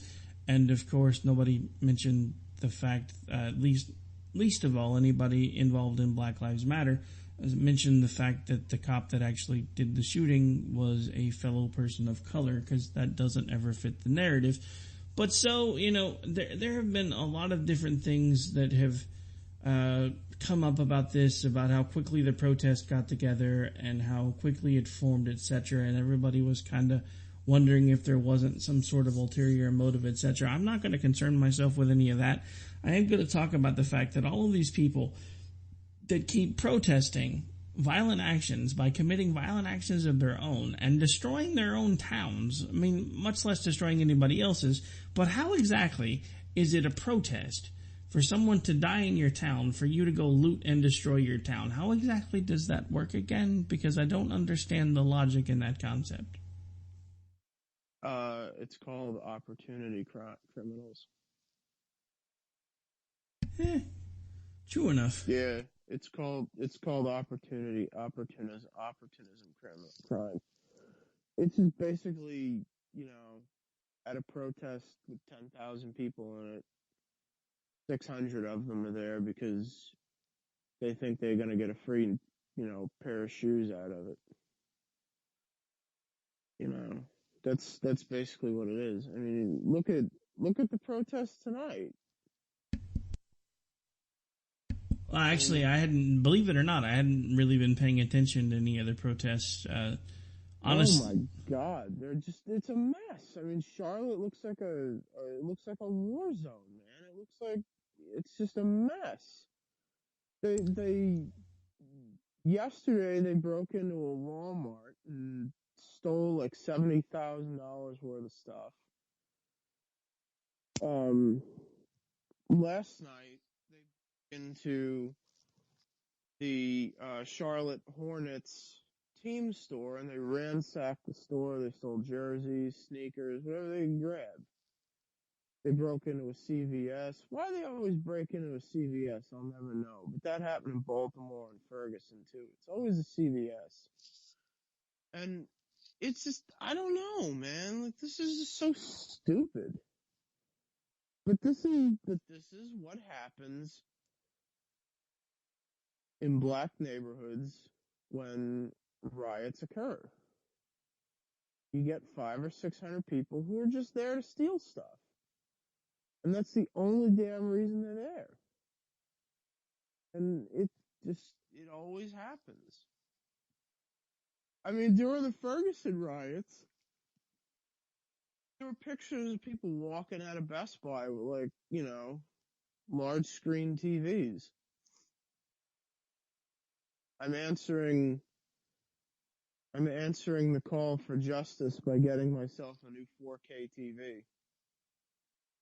Well, yeah, because, I mean, everybody knows the biggest problem is the income inequality, so why not? I mean, the man's holding them down, so why can't they just go pick up a TV while there's all this other stuff going on? I mean, I don't know. The whole concept just disgusts me at this point, to be completely honest. And look, I don't know enough about the situation to render any type of judgments, but another thing that I keep seeing popping up all over the place is all of these memes that are coming out, and it's usually leftist leaning, and it's got the picture at the top of the football player kneeling during the national anthem, and then the picture at the bottom of somebody sprawled out on the ground, shot dead, supposedly by a police officer. And it's like, oh, you'll be upset about this, about them protesting, but you make excuses for this. No one's making excuses. What we're trying to make people understand is more times than not, there's a rational explanation as to why these people wind up being in the situations that they are. Now, there was a recent incident here in Tulsa that I don't think is one that would fit into that category, because from all accounts, the guy was broken down, was trying to get help, was actually approached by a police officer, and some sort of a scuffle ensued, and then the gentleman wound up dead. So, I mean, I'm never going to be the one to say that there are not bad cops. There are bad people in every single profession known to man. But the simple fact of the matter is, 9 times out of 10, this is not a situation with bad cops. This is a situation with people that were already angry over something else or some unbeknownst to us perceived slight. A lot of them take a lot of everything that goes on with this country very personally because they feel like the country owes them something because of the fact that they were born with a certain skin color. And there are a lot of people that feel that way. And it comes across in their interactions and in their daily lives. And no, I'm not saying that because they have a chip on their shoulder they deserve to be shot. But if you're going to wave a gun at a police officer, I'm sorry, you kind of deserve whatever happens next because you were dumb enough to point the gun at the cop. I mean, it's just like, I 4 commands to drop the gun, and he just continued to approach the officer with his gun. So, well, yeah, and I just saw a tweet from his pistol, and he shot him. Yeah, I just saw a tweet from friggin' Geraldo Rivera asking why the cop didn't use a taser. Because you don't bring a knife to a gunfight. Well, no, I mean, it's not even that. I mean, for some reason, everybody in any type of pundency situation thinks that every single police department in every town USA, everybody has tasers, everybody has training for it. There are a lot of police departments that don't even allow their officers to carry tasers because their insurance won't cover it should they do something stupid with it. They're also and you can put somebody in a cardiac arrest with a taser too, by the way. And I've actually seen departments and officers get sued for using the taser because it was still considered a life or death situation, but because they survived it and they had medical complications from the taser, both the department and the officers were sued on separate lawsuits. So there are all kinds of departments that are starting to back away from the taser. Not to mention the fact that if you're telling someone who's coming at you with a gun on multiple occasions to put down the weapon and they're not complying, the last thing you're going to do is try to hit them with a taser. Because let me tell you something that a lot of people don't realize. If you're on some form of narcotic or you're really, really drunk, and at that point the officers don't really know whether it might not be one of those things, because obviously someone in their right mind would not be ignoring commands to put down a weapon. Tasers do not work on you if you're inebriated, especially if you're inebriated to the point where you're numb. I have seen officers drain a battery pack on someone that we're trying to subdue with a taser. When I was working security for the clubs that I worked in, there were people that were getting drunk and doing stupid crap in the middle of the streets all the time. So the cops would come out and have to deal with them, and when they did, more often than not, they would try to subdue them using a taser, and 9 times out of 10 it would not work, because they would hit them with it and they would get up and they would keep coming, and they would hit them with it again and they would get up and they would keep coming. Luckily, these people were never stupid enough to pick up a weapon, so eventually they just got knocked around with an ass baton until they fell over and they got handcuffed. But if you're gonna come at a cop with a weapon, you're gonna get whatever you deserve because you were dumb enough to come at the cop with a weapon. I can't make it any more plain than that, and I'm so tired of hearing about all of these people that are, well, I have to have this talk with my kids about how they should act around police officers because of the color of our skin. No, I'm a white person who used to be in law enforcement, and I still tell my children exactly how they should behave around a cop in every single possible scenario, because that's what parents do. You try to teach common sense to your children. You try to teach them the way they should act in certain situations. And if your child is dumb enough to point a gun at a cop, who are you going to blame? You, yourself, the child, or the cop? Because the child probably didn't learn something they needed to learn from you, and that's why they're pointing a gun at a cop. Well, just to hit on that Geraldo Rivera thing. I don't see that, by the way, on Twitter. It must be something he must have said on TV that got tweeted, but, why didn't he use a taser? Why didn't you find anything in Al Capone's grave? These things happen. It's just a mystery of the world. I'm not holding it against you because you made me watch a 2-hour TV special. Digging through Al Capone's, wasn't his grave. It was like that storage room that he had or whatever. Al Capone's vault. Yeah, that's it. Yeah, I still remember the build-up for that I didn't to hold this that against day. him. I don't know. I kind of did. I'm not gonna lie. I did at the time because I had to watch the damn thing, but I don't anymore. I've gotten over it. I haven't. But no, look. Taser is stupid.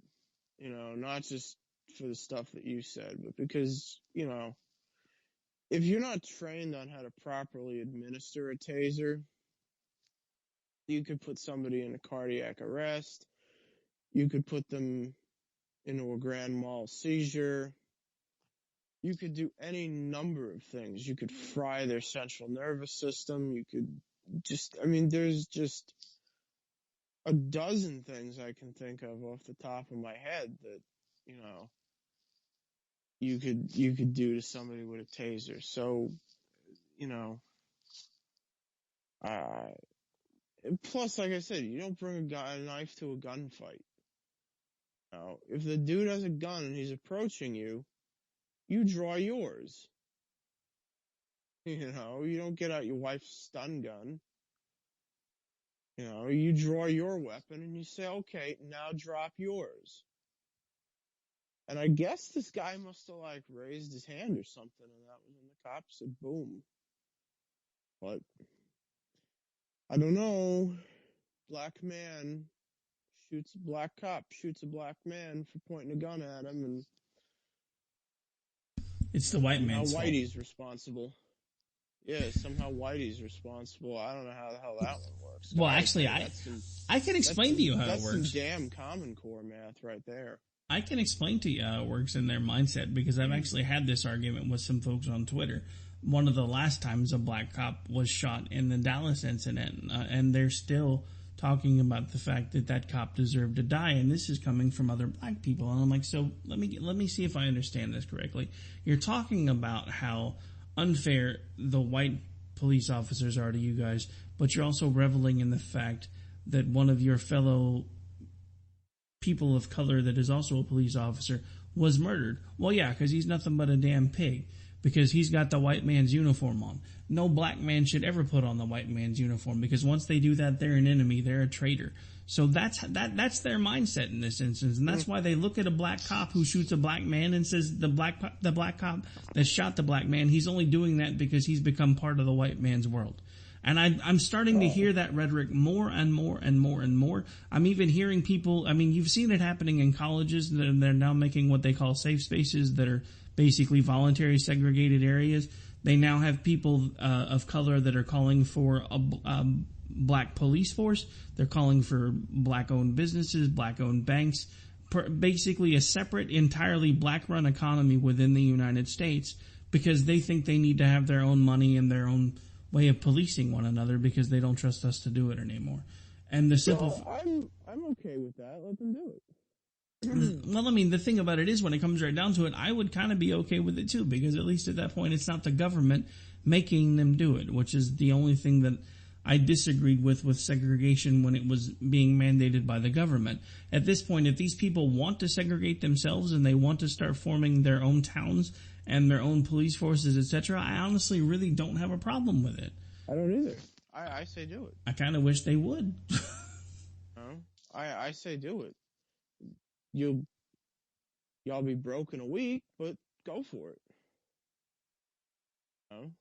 I'm all for that. I feel like we could learn something from that, I feel like they'd learn a new appreciation for the rest of us. So, yeah, let's do that. I'm okay with that. Let's go ahead and do that. We'll call it Blacktopia. Blacktasia. I'm sorry, what was that last one? Blacktasia. I don't Fantasia. know. I don't know if they would like the Blacktasia. It'd be too close to Black Tasered. Yeah, I thought about that after I said it.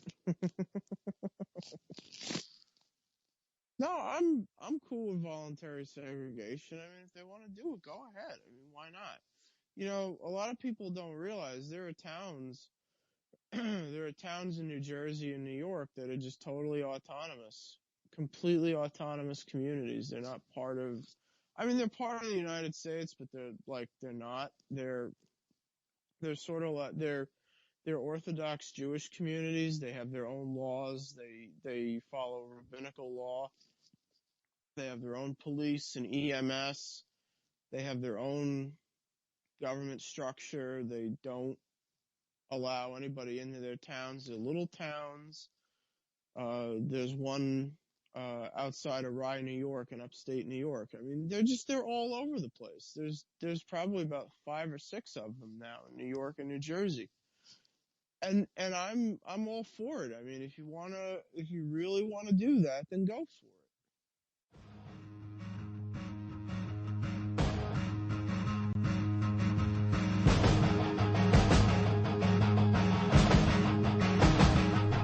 Stay tuned.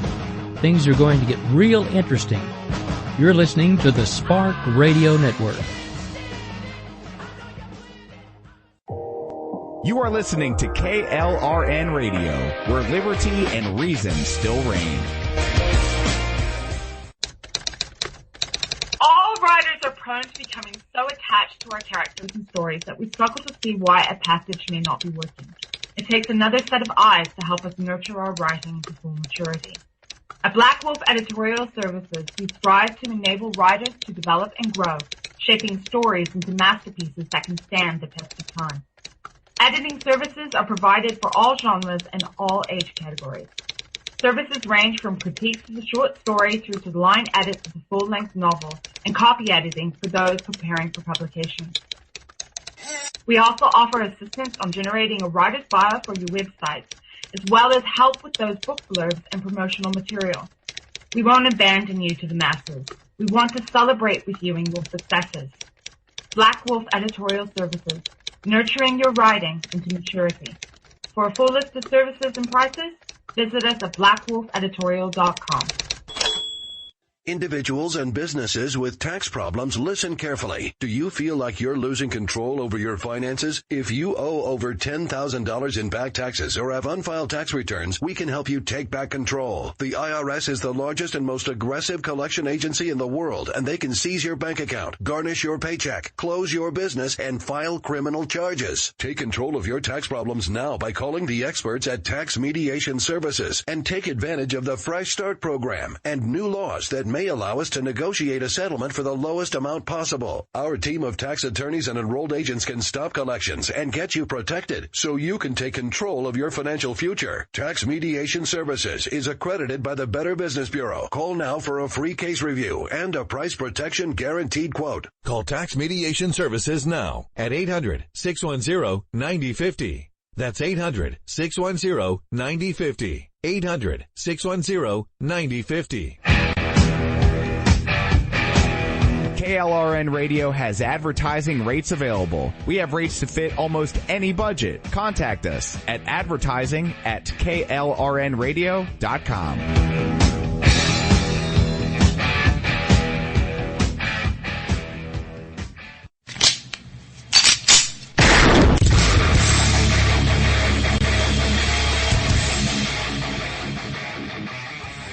This is Slickery Trigger for Rebel Road Tactical.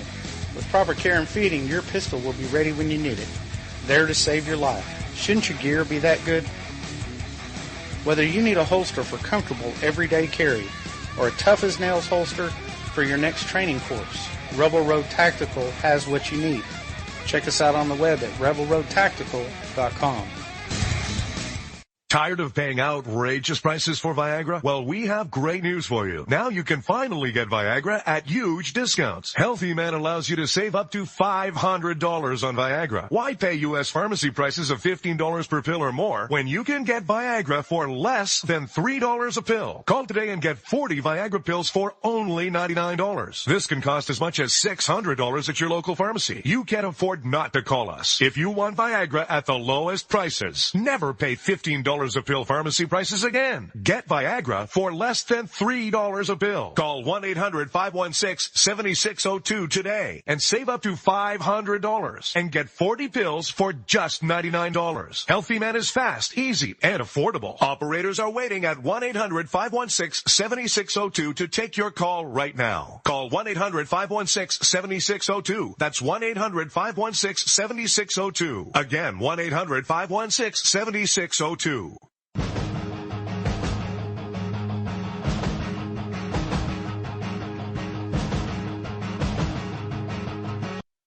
Yeah, but the thing about it is they really don't want to do it. They just want to be able to gripe about how they should be allowed to do it. When the simple fact of the matter is nobody's really stopping them.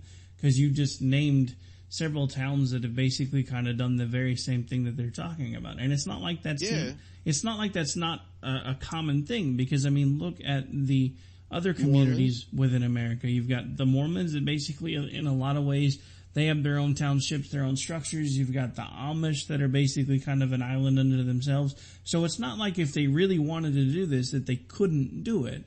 So yeah, the legal framework exists for them to do it. So the thing about it is, if this is really what they want to do, why are they not doing that instead of just doing nothing? Or is this just another way for them to complain and try to get attention? Because, you know, the white man's kept us down. Look, I'll be the first one to admit there are a lot of things that happened that shouldn't have happened as far as slavery and everything else, but there's a part of this that nobody ever talks about. And I know I talk about it a lot, but it's because I feel like nobody else really does. The simple fact of the matter is, yes, slavery was a terrible thing, but we weren't the country that started slavery. However, we were pretty much the first country to ever officially try to end it. There were also just as many black slave owners in this country that nobody talks about. They weren't ever, because of the way the Constitution was written and everything else, they weren't ever fully granted citizenship, but they were free black men that did own slaves. And nobody talks about them. So with all of these people that are talking about reparations and all the things that they're owed, what about all these people that have the ancestors who were the black slave owners? Who do they owe reparations to? I don't know. Not me. What about me? I mean, my family's been here since 1714, and we came here as indentured servants. I mean, my family's Irish. There's a pretty good chance that at some point in my family I had a bunch of slaves too, but I'm not sitting back going, guys, I feel like somebody owes me something because my great-uncle Seamus was a slave from 1842 to 1933. No, that's not how any of that works. We can't... Yeah, I don't even really care. I mean, got a free boat ride to America, so... And the funny thing is, I actually have talked to people from Africa that are like over here visiting. There was a lady that actually used to work with me at my day job who came over here from Africa. And we would actually talk every so often on our lunch breaks. And she would talk about all of the things that are going on in the news with the black protests and everything else. And the funny thing is, the actual Africans from Africa laugh at the black people here because they're like, do these people not understand their own history? They were shipped over here because their tribes were captured. They lost, so they got shipped over here and sold. And now in a lot of ways, they're better off than we are. So what are they complaining about? I don't know, but you said that, not me, and you're African, so you're allowed. Yeah, I mean, they effectively live in a modern-day Rome, and they're sitting here complaining. I don't know. I'm just so sick of this crap now. I don't even care anymore. I told they had some plans to go into the suburbs tonight, and that's a common rumor that gets started all the time when they have these protests. And they said they were going to go into the suburbs tonight and they were going to riot and blah blah blah. And A, they never did it, just like always. And B, I tell people that I know that live in Charlotte and around the area, I say, look, get yourself an AR-15, keep it loaded, and if somebody comes to your house trying to break into the house or, break into your garage, just shoot him. That's all. Just shoot him. That's what I would do. Pretty much. I have no qualms about it. I got a gun. You try to break into my house, it's you or me. And I can damn well guarantee you it's going to be you, not me. Yeah, the one stipulation I always remind folks of when we start talking about people breaking into their homes, etc. Please do not follow Vice President Joe Biden's advice. Warning shots are illegal in most states, so if you're going to shoot the person you're aiming at. Don't shoot in the air.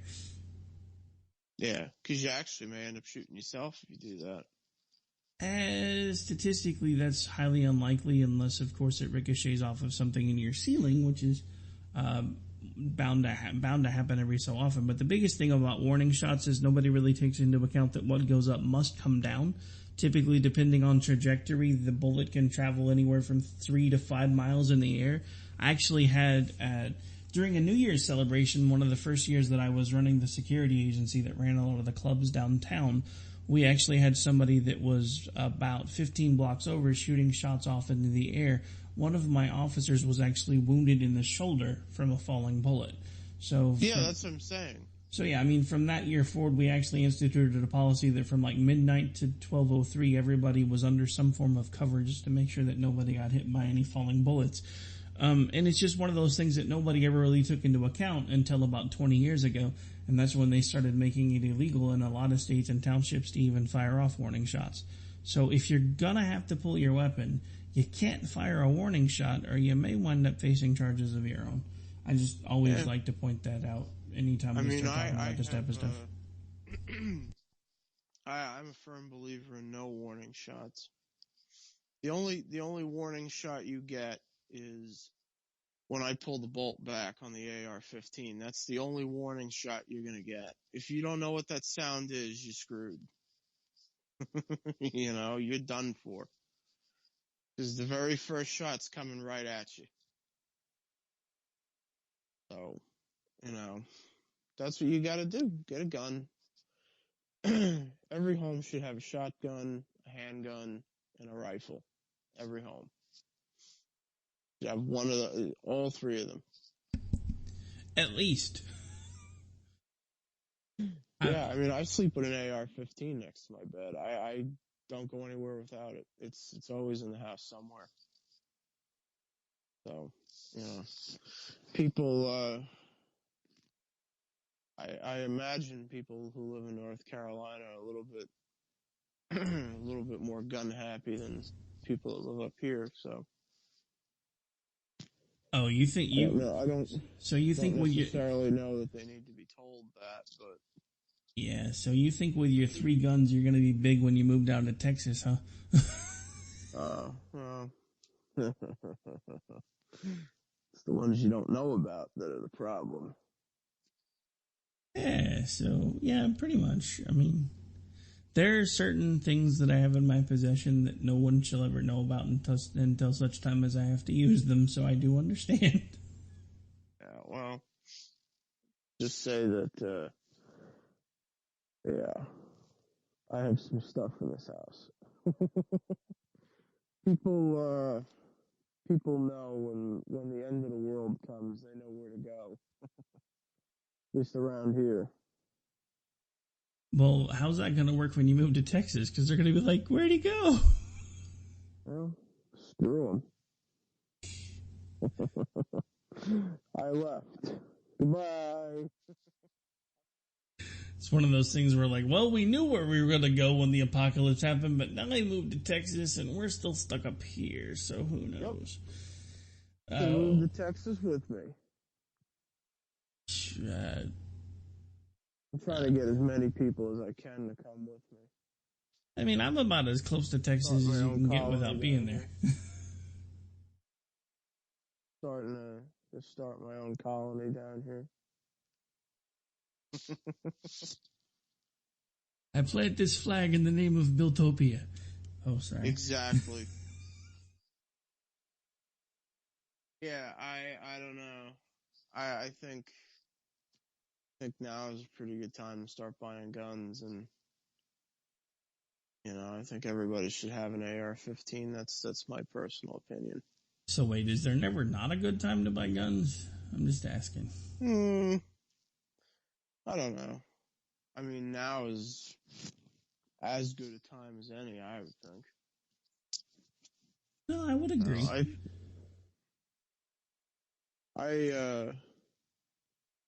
I really like the AR-15 platform. That I think handguns are nice, but you got some dude breaking into your house. I think an AR scares him pretty well. Yeah, I like the AR. I actually, when I would do fugitive recovery, we used to have one of those in the trunk in case we ever needed it. But I'm still more of a fan of my handgun, actually. But I think that has to do with some eyesight issues for me. For some reason, it's harder for me to aim a rifle than it is a pistol. So I can hit when I'm aiming. Left-handed or right-handed? I'm right-handed. You're probably right-handed, left eye dominant. That's why. Exactly, and it's one of those weird situations where I'm right-handed, but I'm left eye dominant, so it makes it almost impossible for me to be able to aim a rifle. But I can aim a pistol, and I can hit what I'm aiming at with a pistol. You put a rifle in my hand, I'm lucky if I can hit something 5 feet in front of me, and it's just the way it's always been. I'm good with a shotgun, but that's kind of easy. You just put buckshot in it and pull the trigger. Yeah, shotguns are quite easy to use. Even Joe Biden can use one. Apparently not, because remember his old buy a shotgun, fire off warning shots. There were people actually followed that advice that got arrested. So apparently maybe he's not real good at using them either. I'm not saying nothing about his technique. I'm just saying even an idiot like him can use one. Whether he can use it correctly or not is another story. But I'll let you have that one, I guess. Yeah, I think that, I don't know. I think every home should, I personally, I think everybody should own a 9mm gun. I'm not into that. I don't dig that 40, 45, 357 SIG. I don't dig the caliber debate. I hate it. For me, there's no debate. You buy a 9mm and that's it. Yeah, I mean, 9mm, I guess I have some issues with 9s, but it can be remedied by the type of bullet that you carry. Yeah. As a duty weapon, I was never a fan of a 9mm only because of the fact that it was notorious for through and throughs, and you never really know if you're in. Well, that's why they have frangible ammo now. Well, yeah, but I mean, there are a lot of departments when I did that type of stuff that, first of all, nobody really knew what frangible ammo was in the civilian law enforcement field at that point. It was all used in like military and for like U.S. Marshals or Air Marshals, all that stuff. And it wasn't even typically recognized by a lot of departments. So one of the biggest reasons why my department stayed away from 9mm for as long as they did was because of the through and through scenarios. So I mean, the 40 caliber was always the weapon that I was the most comfortable with. My wife prefers the 9mm, and I've showed her the type of ammunition that we keep in the house to make sure that if she does ever have to shoot it, it's not going to travel another 500 miles after it goes through the person. And we want something that when it gets in there, it's actually going to expand and do some damage. Because the other bad thing about standard ammunition for a 9mm, if you get somebody who's angry enough, it's one of those things where it's not necessarily going to stop them unless you hit them in the head. And when you're dealing with adrenaline situations, even if you're a great shot, shooting at paper is a lot different than shooting at a person. I know this firsthand. And just because you can hit your mark 9 times out of 9 times on paper doesn't mean you're going to hit exactly where you're aiming on a person.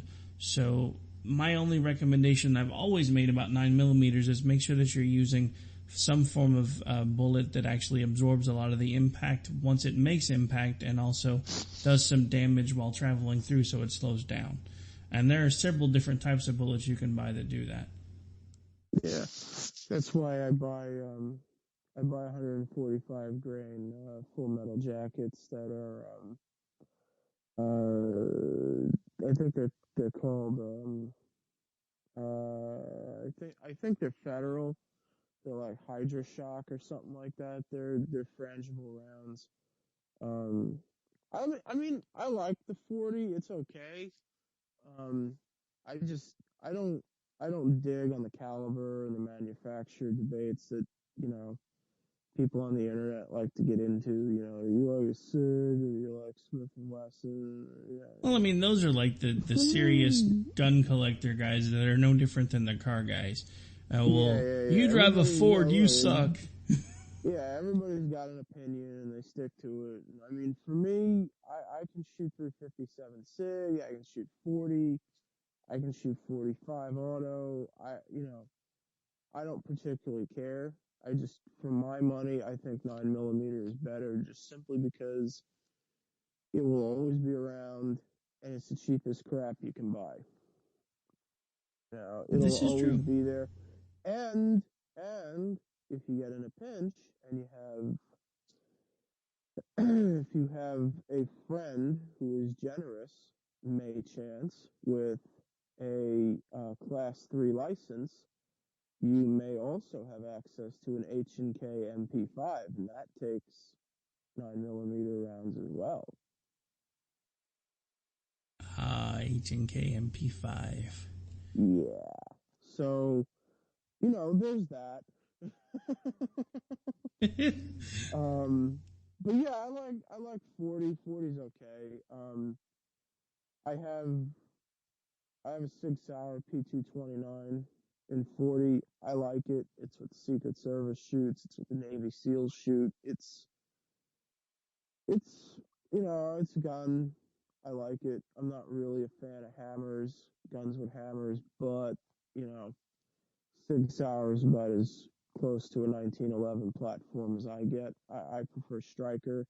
I don't really care for anything with, external safeties and decockers and all that other kind of crap. I don't like safety features. I don't like having for me, all that kind of stuff is just one more thing that's going to fail in a SHTF kind of scenario.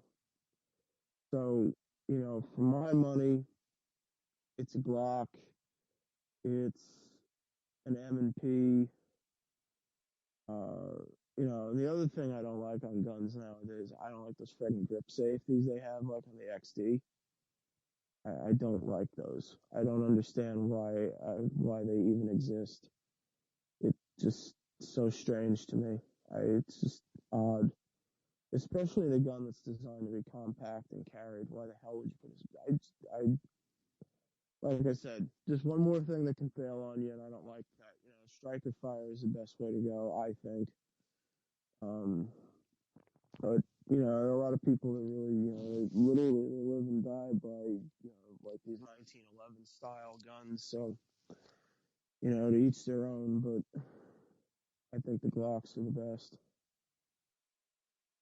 And I'm actually a bit of a Glock fan myself. Yeah, I don't see the Glocks for me are the most reliable guns in the world.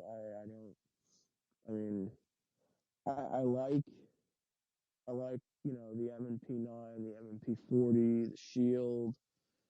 You know, like I said, I like the SIG 229. I like the 2360, whatever the hell it is.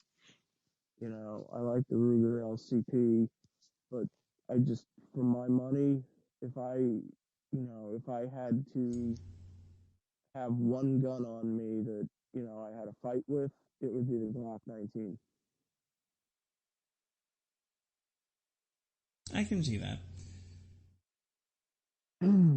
So, you know. Yeah, I mean, my favorite gun to carry that I still have to this day is actually a Glock clone. I don't even think they make them anymore. It's a Smith & Wesson Sigma. It's one of the... Oh my God. Yeah, they don't make those anymore. The original Sigmas. That eventually became the M&P line. Yeah. But yeah, that's actually what I carried when I was doing private investigator work and working armed security. That was the weapon that I have. I actually still have it to this day. And actually, a mock-up of it has become a graphic on one of the new shows that I do on Friday nights with another guy that's a big gun guy. We actually incorporated the guns into the graphic for the show because we're like, hey, we both like guns and we think we can make it work. So it just kind of became part of the graphic. And we don't spend the whole show talking about guns. Actually, really, we haven't. I think, honestly, this is probably the longest on air that I've ever talked about guns, which has been kind of fun. But believe it or not, I mean, a lot of people find it really odd. Like, I mean, I live in New Jersey, so, you know, gun laws being what they are and stuff, you know, I have a lot of friends who I tell them, you know, I'm an NRA member. I'm into guns, and they go, oh, what do you got, a Glock? No, I got an AR-15. They just look at me and they go, what's that? And I said, it's an assault rifle. It's funny how many people... And then I show them pictures of it, and they're like, is that legal? I'm like, I don't know, probably. The funny thing is how many people think the AR in AR actually does stand for assault rifle. Assault rifle, yeah.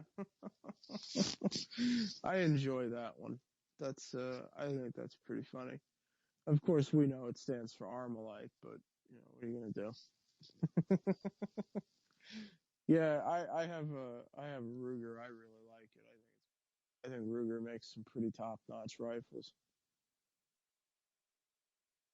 All right, well, sir, believe it or not, we have actually hit the end of hour 2, which is usually where you and I bid one another a fond farewell. So why don't you remind folks where it is they can interact with you when you're not hanging out with me on the radio?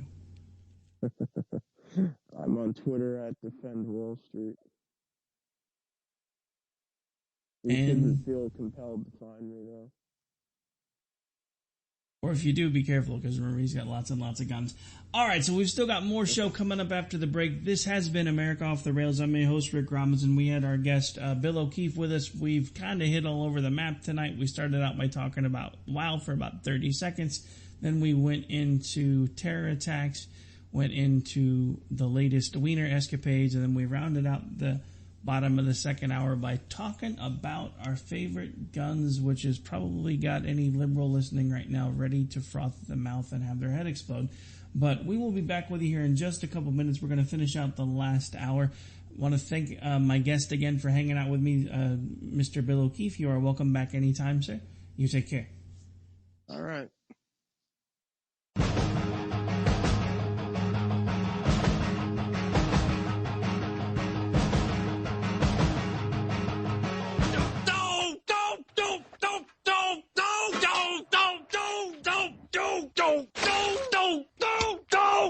Screw you guys.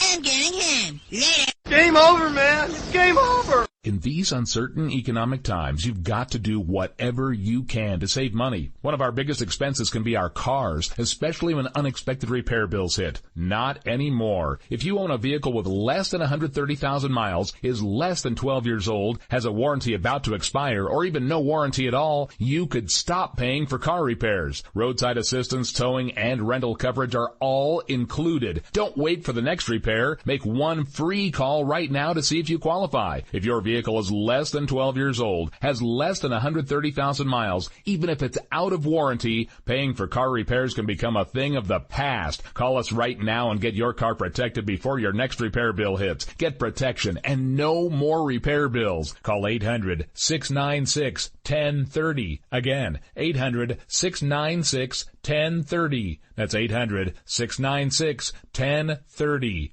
800-696-1030. You are listening to KLRN Radio, where liberty and reason still reign. All writers are prone to becoming so attached to our characters and stories that we struggle to see why a passage may not be working. It takes another set of eyes to help us nurture our writing to full maturity. At Black Wolf Editorial Services, we strive to enable writers to develop and grow, shaping stories into masterpieces that can stand the test of time. Editing services are provided for all genres and all age categories.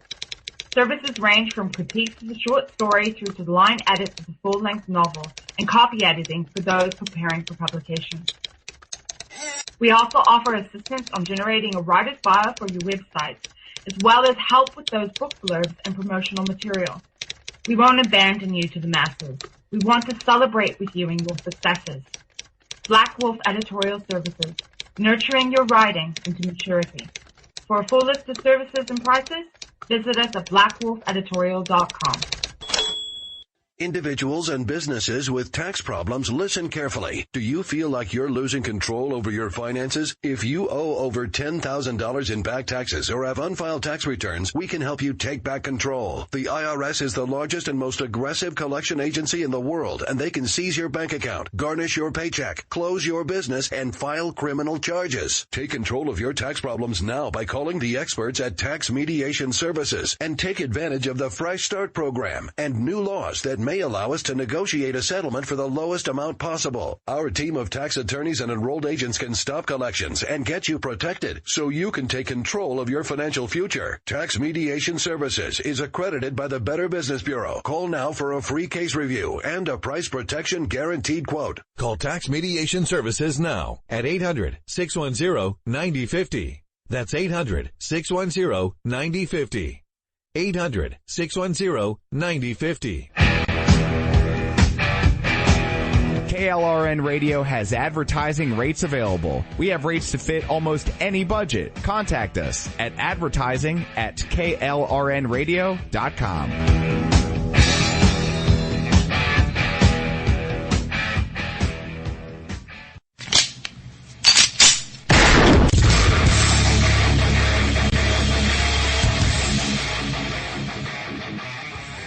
This is Slickery Trigger for Rebel Road Tactical. With proper care and feeding, your pistol will be ready when you need it, there to save your life. Shouldn't your gear be that good? Whether you need a holster for comfortable everyday carry or a tough-as-nails holster for your next training course, Rebel Road Tactical has what you need. Check us out on the web at rebelroadtactical.com.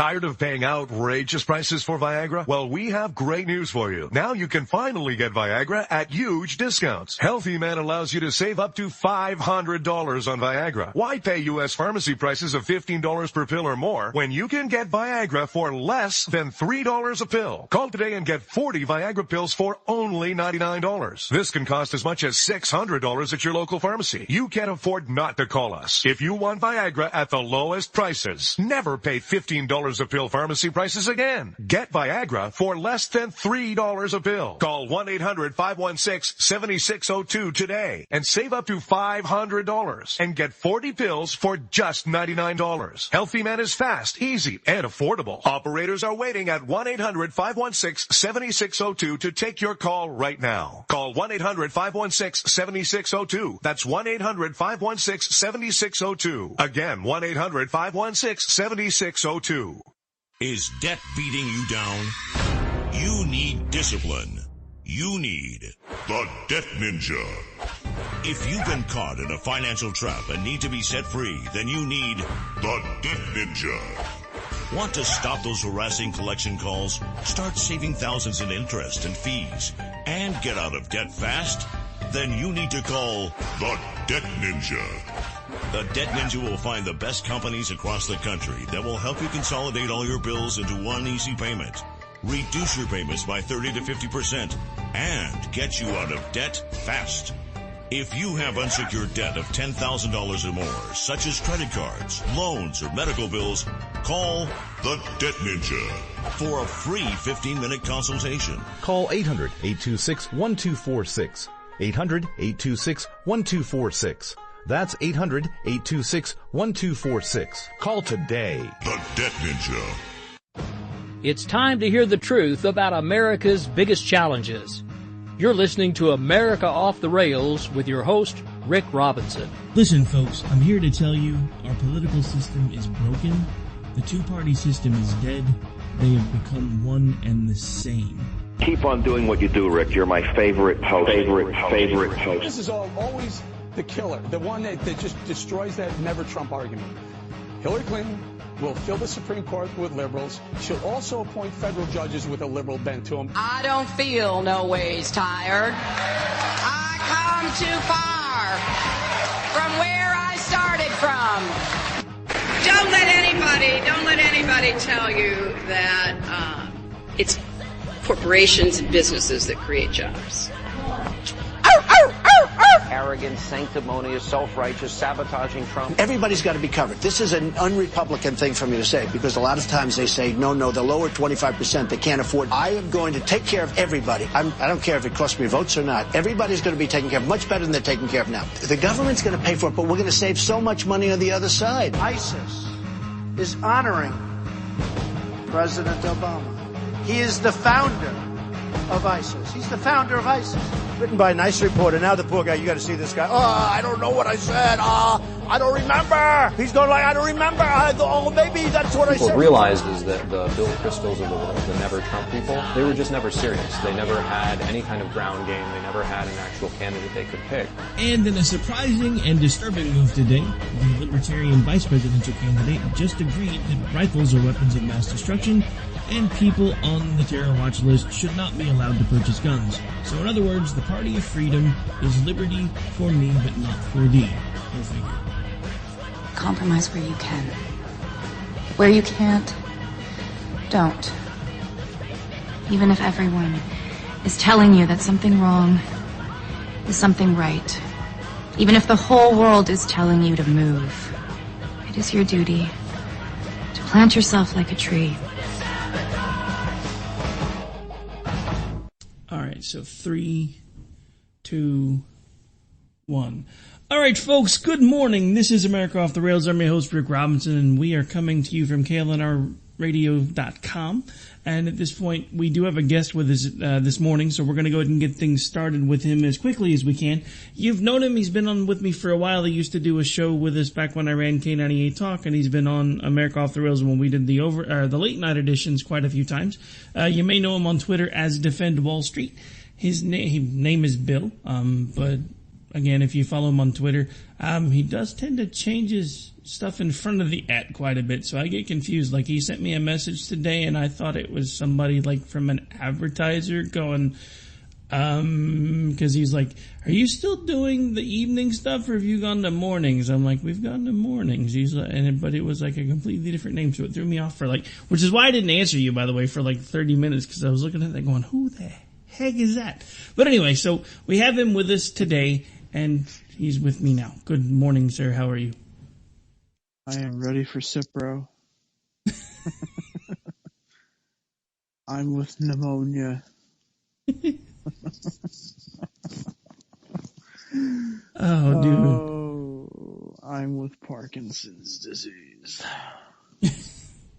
Dude, I'm telling you, I really do think it's probably got a lot more to do with Parkinson's than it does pneumonia.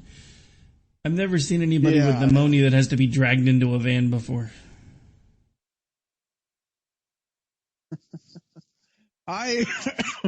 Excuse me, I think I might be coming down with some pneumonia here. I was going to say, maybe you weren't kidding about being with pneumonia. Yeah, sorry, I actually have bronchitis. Yeah, you know, when I saw that video first, I you know, of course we're talking about, I don't even know if I should explain it, but I'm sure probably everybody knows, but, you know, Hillary was at the 9/11 thing and Memorial on Sunday, and, she left I think 40 minutes early or something. She left a bit earlier than everybody else, and I was like, oh, what a piece of crap. And, you know, and then people were like, no, there's video, you gotta watch it. And I'm like, oh, why? And they're like, oh, just watch it. I'm like, okay. So I found it on Twitter, and there's like just this video of her standing on the corner of the street by One World Trade Center, and she's just sort of being held up by a bunch of people, and she looks, you know, sort of intoxicated at first glance, and she sort of lurches forward as the van comes by, and it's pretty obvious that she kind of fell forward and basically hit the floor. And then they kind of just picked her up and just shoved her into the van. And they were like, yeah, let's go. You know, I've never seen anything like it. I mean, in terms of like presidential stuff, I've never seen anything like it. I mean, Ronald Reagan got friggin' shot, and he was still standing. You know? So, I mean, it's just kind of odd, because to me it doesn't look like heat exhaustion. It doesn't look like, I mean, like I said at first, if I were to look at that video without any preconditions or anything, I would say it looked like she was intoxicated, because that's what it looked like. Like, you know, and what kind of freaked me out is like her the way that she's moving her head and her neck, and she's sort of like, it almost looked like she had lost her equilibrium and she had like vertigo or something, because she's kind of like, I mean, you'd have to see it from the front. You'd have to maybe like see her eyes or something. But, you know, just from watching her neck movements, it's like, whoa, the world is spinning. You know, I mean, everybody's been that drunk before, right? You know, like when you're just kind of standing there and you're waiting for Uber and you're outside the bar and you're like, whoa, my fucking shoes are moving. Like, I don't know. I don't know. It's been a while, but yes, I have been that drunk before. You know, it's interesting because if you watch the video that you're referring to that actually makes it look like the Secret Service detail is actually hauling her back into the van, It reminds me of. Oh no, it doesn't make it look like that's actually what they did. Well, yeah, I mean, that's what I'm saying. But instead of it looking like they're just supporting her to get her in the van, they're actually picking her up, carrying her, and hauling her into the van. I see a Saturday Night Live skit coming soon. Weekend at Bernie's 2, Weekend with Hillary. Because that's exactly what that reminded me of. Is they're just carrying her on a half dead body. Yeah, it doesn't look good. I mean, just from an optics standpoint, it doesn't look good. Now they say the thing about this whole story, right, is that like there's never, in terms of Clinton and dealing with her, there's never like a moment where they think, well, let's just tell people the truth, right? Like they always have to control the image, the information, everything. They have to control everything. And to some degree, they kind of create their own conspiracy theories in a way, because like they release information and then an hour later they release more information that contradicts what they said before, and then 5 hours later they release still more information and that contradicts the other two things that they just said. And that's sort of what we had here. Like in the space of 24 hours, we had like 4 different reasons for her collapsing and 3 alternate timelines. Like at first they said that she was just exhausted and dehydrated. Then they said that she had pneumonia. Then they said the pneumonia was diagnosed by the doctor earlier in the week. Then the doctor released a statement saying that she was diagnosed on Friday. And it's like, well, was it earlier in the week or was it Friday? Because Friday isn't earlier in the week. Friday's the start of the weekend. No matter who you ask, Friday does not constitute earlier in the week. So it's just, they're trying to manipulate everything 24/7, and they end up creating their own conspiracy theories. I heard one online saying that Clinton actually was so sick that she couldn't make any public appearances, so she stayed in Chelsea Clinton's apartment until the press left, and the woman that actually walked out of the apartment to greet the press for like 2 minutes was actually a body double. The interesting thing about that, and I'm not trying to feed it into any of the tinfoil hat theories or anything else, but if you look at close-up pictures between the person that was standing at in front of the apartment and some earlier pictures of Hillary, they don't look exactly the same. I mean, I'm not trying to say anything, but if you look at the side-by-side pictures, they don't look it's close. It's kind of like the Saddam Hussein doubles, but I'm still smelling a rat here. I'm just saying. I mean, I could be wrong. The thing is that in order for that to be true, then they would have had to have known that, like, this was going to happen. They would have had 2 pairs of clothes. They would have had this person in Chelsea's apartment beforehand. I mean, it's just like...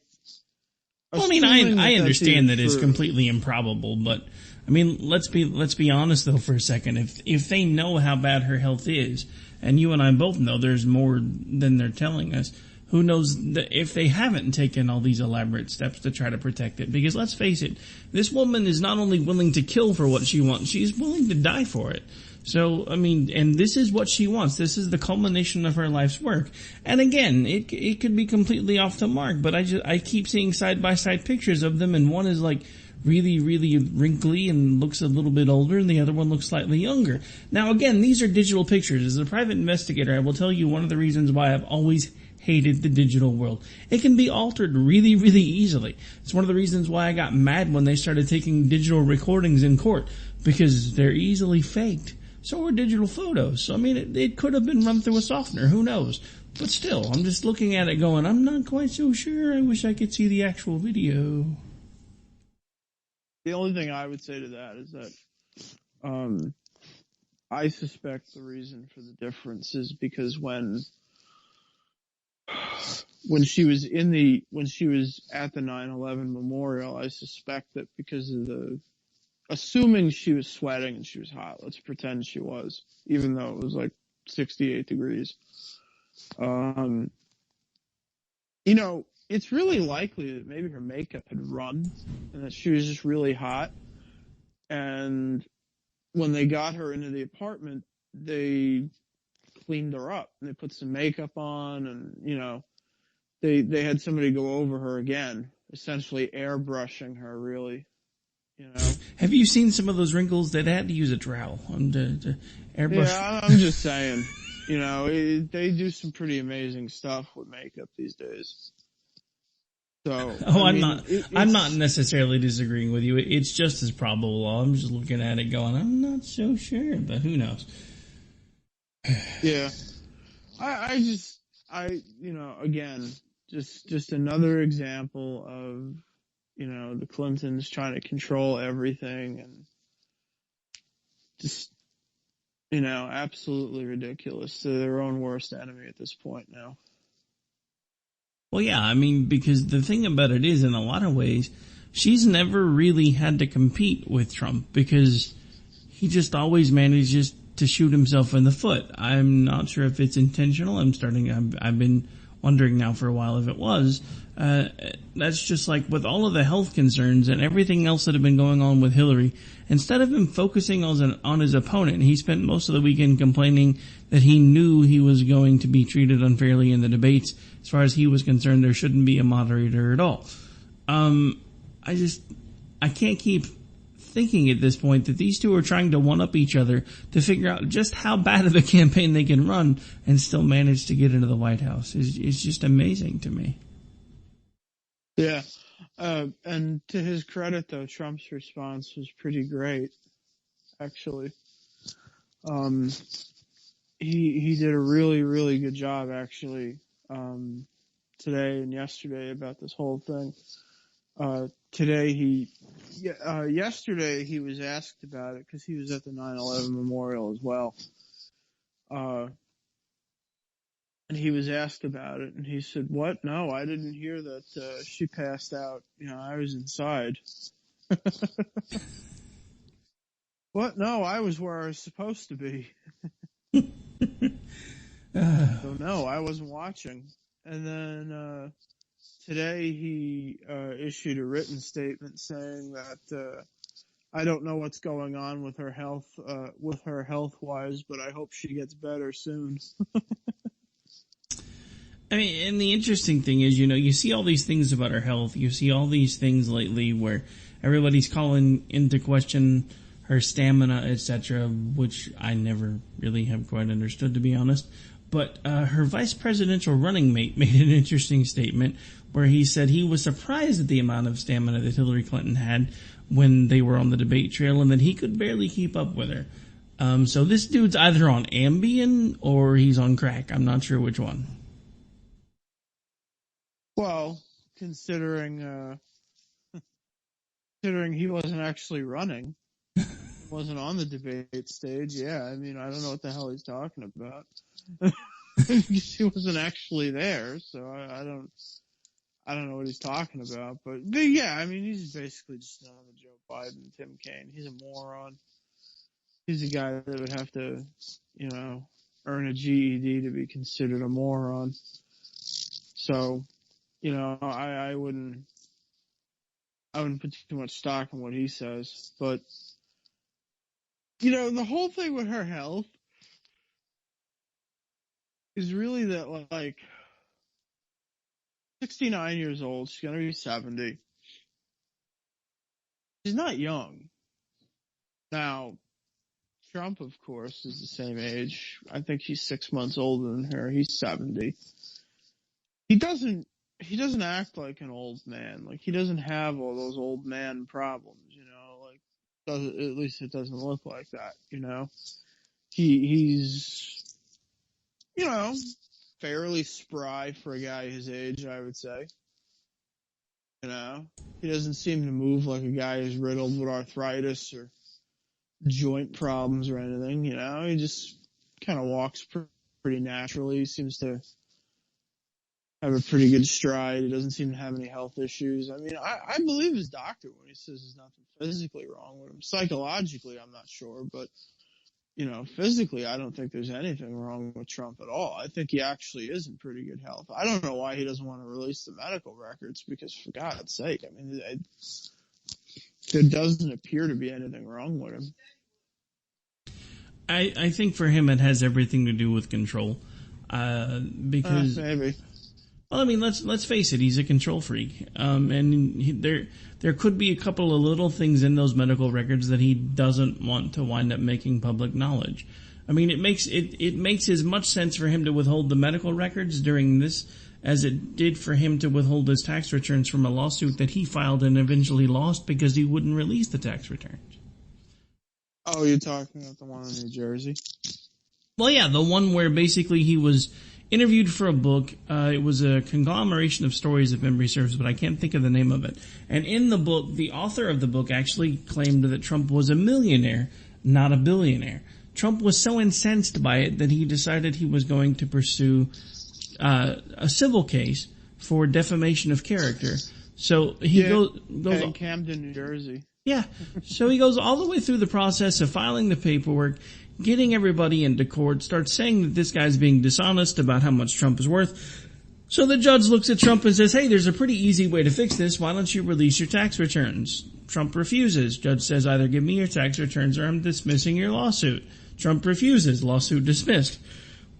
Why would you go through why would you do all of that just to be like, I'm not giving you my tax returns? What are you not wanting us to know?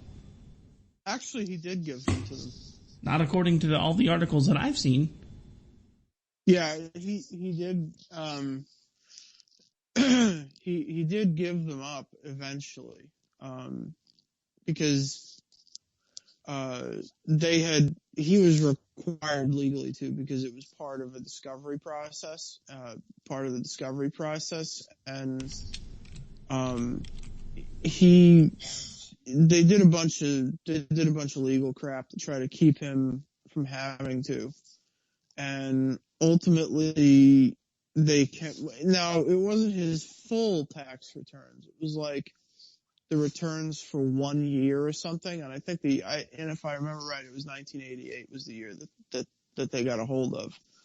And what happened was he submitted the attorney submitted the returns to the court, and the author's attorney, the judge, and Trump's attorney all had the return in, like, the judge's chambers or something, and they all read it together.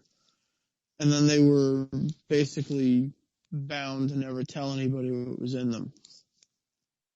And if I remember correctly, the author still swears by that today. He says that, although he has dropped some hints that, you know, there are things in there that, you know, he may not want you to see, but he can't be very specific because he'd violate his agreement. But he did eventually release something from the year 1988, I believe. But the case was eventually just dropped because he was really reticent to even participate in the process. Just thought that, I think he thought that, I think it was a writer for Spy Magazine, if I remember right. I think he thought that if he filed the lawsuit against someone, that they wouldn't actually go through with the process. They would just pay him what he wanted, and that would be it. But the author was like, yeah, okay, let's do this thing. Because he knew that Trump would have to prove it then. ultimately he didn't, I suppose. I don't think Trump is worth nearly what he says he is. No, I mean, it's kind of obvious that he's not. I was actually looking for the article that because I have an article referenced specifically that kept saying repeatedly that the judge actually, and who knows, there may be more than one of these lawsuits floating around, so we may be talking about different ones. Because there was one that I remember specifically reading about where the judge had ordered that he released his tax returns and he refused, so the judge actually dismissed it. And I remember reading about it because it floored me, because he was the one that brought the lawsuit, and he lost his own case because he refused to release his tax returns. So I don't know if there's more than one of them, or maybe if the articles that I've been reading have the story slightly different. But either way, at this point, the simple fact of the matter is that neither candidate is being honest. One of them has severe health issues. The other one is obviously hiding something about his financials because he doesn't want to release anything. And let's not forget that Trump himself was the one that said, if I decide to announce within 2 weeks of my announcement, I will release my tax returns. That was almost 15 months ago. Saying. Well, the reason that, look, if you look at every candidate is required to release, is required to submit to the FEC some kind of like general income information. I forget what the name of the form is exactly, but it's sort of a tally of where your income comes from. And if you look at what he filed with the FEC, he has businesses on there, like he owns 3 charter airplane companies. He owns 3 charter airline companies, and they're just his companies for his private jets. And they're just to chauffeur him around. That's their only function. He doesn't sell services on them or anything. He doesn't even really make them available to other people. They're just for him to fly around and get, go places. He has 3 of these companies. They make 0 income a year, but he values them all at like $55 million or more.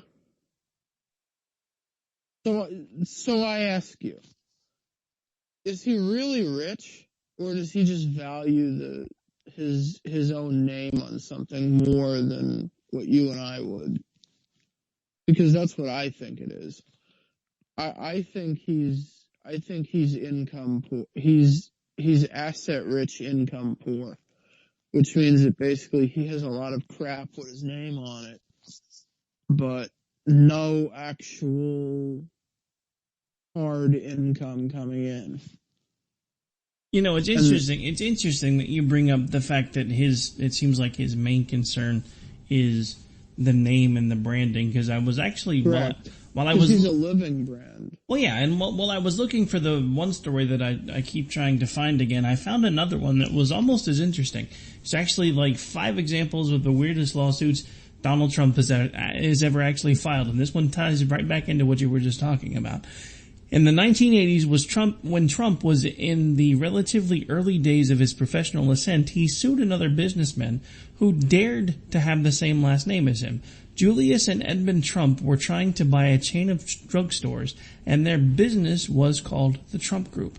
When Donald Trump found out via a letter delivered to him that was intended for the other Trumps, according to Crane's New York Business, he went on the offensive. So, basically, he decided to sue somebody for having the same last name as him. So, I think it's kind of a given that this man is all about name recognition. The funniest thing about that is it's not even really his last name. Okay, well, I just sent you the story that I was just referencing. Okay. It's from Bloomberg, And the title of the story is I Saw Donald Trump's Tax Returns and You Should, by Timothy O'Brien. Yeah, I don't think that was the same one that I was referring to, so I'm almost positive there's probably more than one of these situations floating around. Cause I'm not sure if it is what you were talking about, but this is what I was quoting from. It's a story on Bloomberg.com, and it's called I've Seen Trump's Taxes and You Should Too.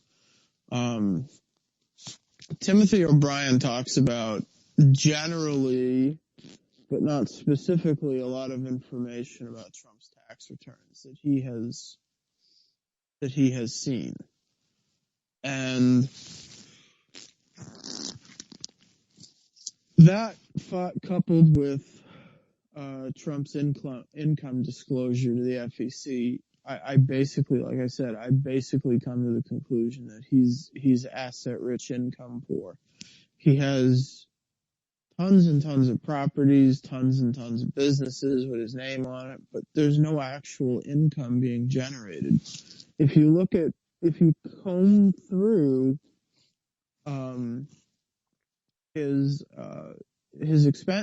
income report to the FEC, I mean, he owns a golf course in Scotland.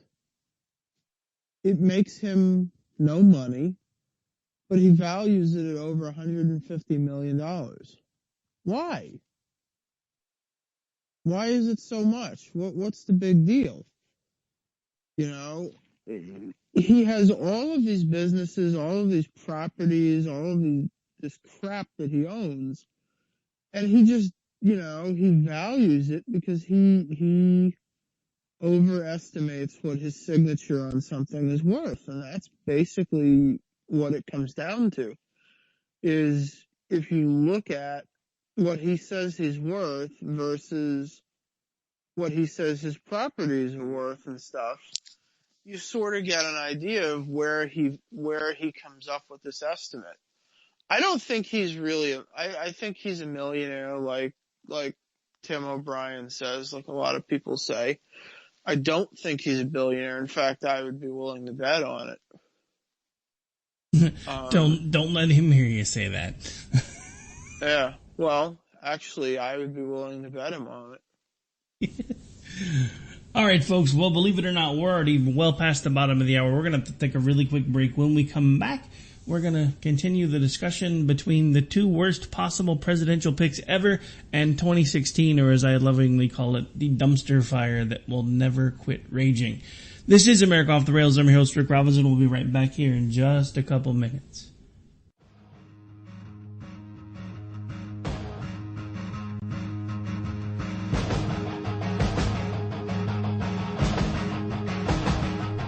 Stay tuned. Things are going to get real interesting. You're listening to the Spark Radio Network. You are listening to KLRN Radio, where liberty and reason still reign.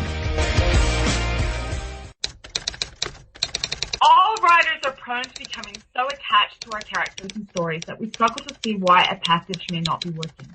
It takes another set of eyes to help us nurture our writing to full maturity. At Black Wolf Editorial Services, we strive to enable writers to develop and grow, shaping stories into masterpieces that can stand the test of time. Editing services are provided for all genres and all age categories.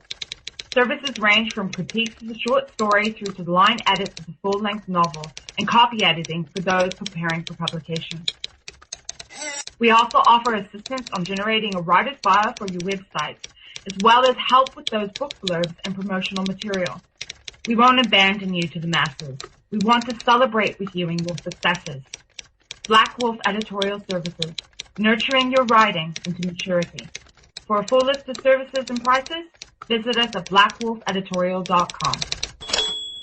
Individuals and businesses with tax problems, listen carefully. Do you feel like you're losing control over your finances? If you owe over $10,000 in back taxes or have unfiled tax returns, we can help you take back control. The IRS is the largest and most aggressive collection agency in the world, and they can seize your bank account, garnish your paycheck, close your business, and file criminal charges. Take control of your tax problems now by calling the experts at Tax Mediation Services and take advantage of the Fresh Start program and new laws that may allow us to negotiate a settlement for the lowest amount possible. Our team of tax attorneys and enrolled agents can stop collections and get you protected so you can take control of your financial future. Tax Mediation Services is accredited by the Better Business Bureau. Call now for a free case review and a price protection guaranteed quote. Call Tax Mediation Services now at 800-610-9050. That's 800-610-9050. 800-610-9050. KLRN Radio has advertising rates available. We have rates to fit almost any budget. Contact us at advertising@klrnradio.com.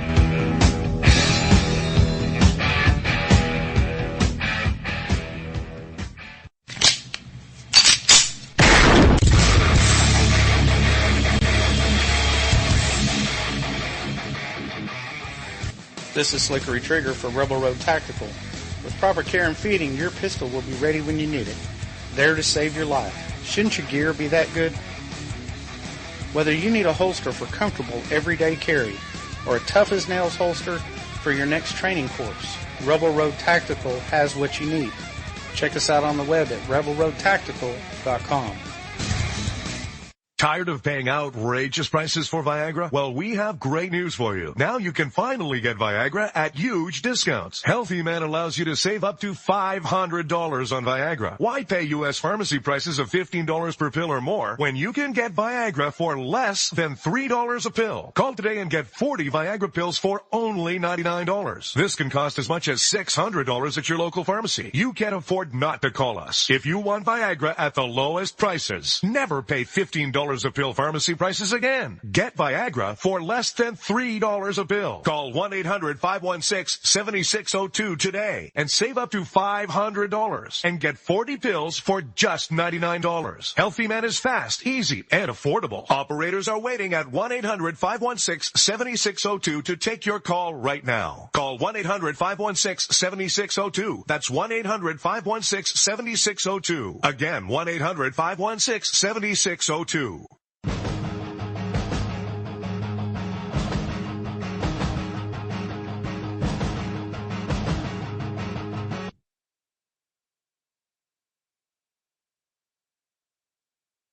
All right, folks, we are back. This is America Off the Rails, the new extended morning edition, and I'm still here with Defend Wall Street from, as you know, I'm on Twitter, or Bill.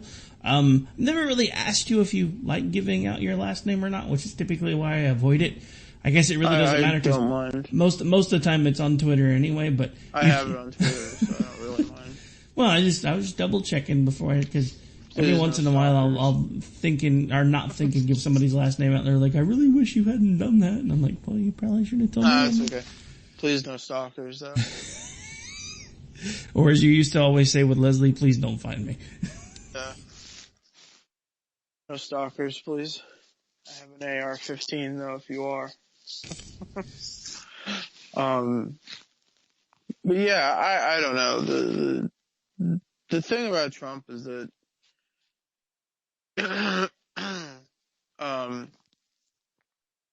there's a really great story that I read on I think I read it on the Federalist, or one of the few times I read the Federalist.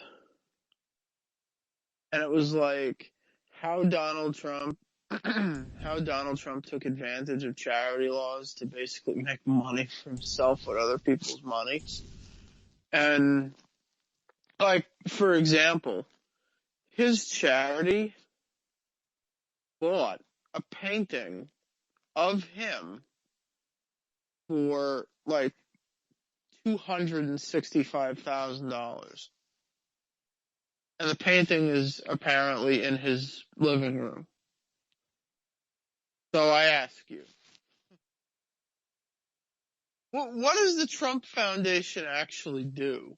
Because nobody can explain it. What does it give money to? Because it looks like it takes money from stupid people and gives it to Donald Trump.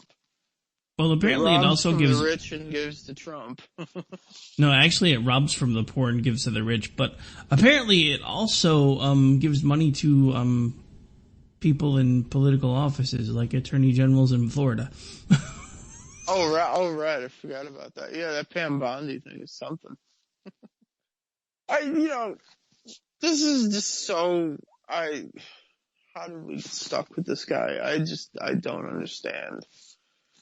There must be more angry morons in the world than I thought. It's just because it's just ridiculous. And, guys like Sean Hannity are just going to promote this moron day in and day out because even if he loses, they're going to do okay because, a poorly kept secret of talk radio and stuff, punditry TV and outrage TV or whatever, is that, these guys all get better ratings when a Democrat is president. Because when Republicans are presidents, all they do is kiss their ass. And that's basically what Sean Hannity did when George Bush was president. He was basically George Bush's, friggin' press secretary for 8 years. Well, yeah, it's interesting that you mentioned that because up until recently I was on a terrestrial station out of Philly. And when he was pretty sure that this was going to be a slam dunk, he came to me right before CPAC and said, look, man, I don't know how much longer I'm going to be doing this. Because basically what it was is he bought the time on the terrestrial station and then those of us that wanted to air with him paid him back for the time that he'd already purchased. And he said, to be honest, if we get the White House, he says, I'm pretty sure I'm done because I'm not going to have anything to talk about anymore. And now we're here. It's true, though. It's really true. It's something that a lot of people don't know. It's something a lot of people don't want to know. That pundits on TV don't care. Well, they do care to some extent. They will survive if a Republican is in the White House, but they will do really well if a Democrat is. And if you look at, there are websites, I think it's called Media Tracker or something, where you can go and you can actually graph out, using, Nielsen ratings and stuff like that, what a TV program's viewership numbers were week by week, month by month, year by year, whatever. And I did it with Sean Hannity a long time ago. And if you actually look at it, when Bush was president, his ratings were kind of flat and boring. And then when Obama became president, it just started going up, up, up, up, up. Because outrage sells and people want to be mad. And like I said, he's going to do okay if Trump is president. He's going to do really okay if he loses. So it's, he has no skin in the game. Just like Trump, which is why he's not really trying to win.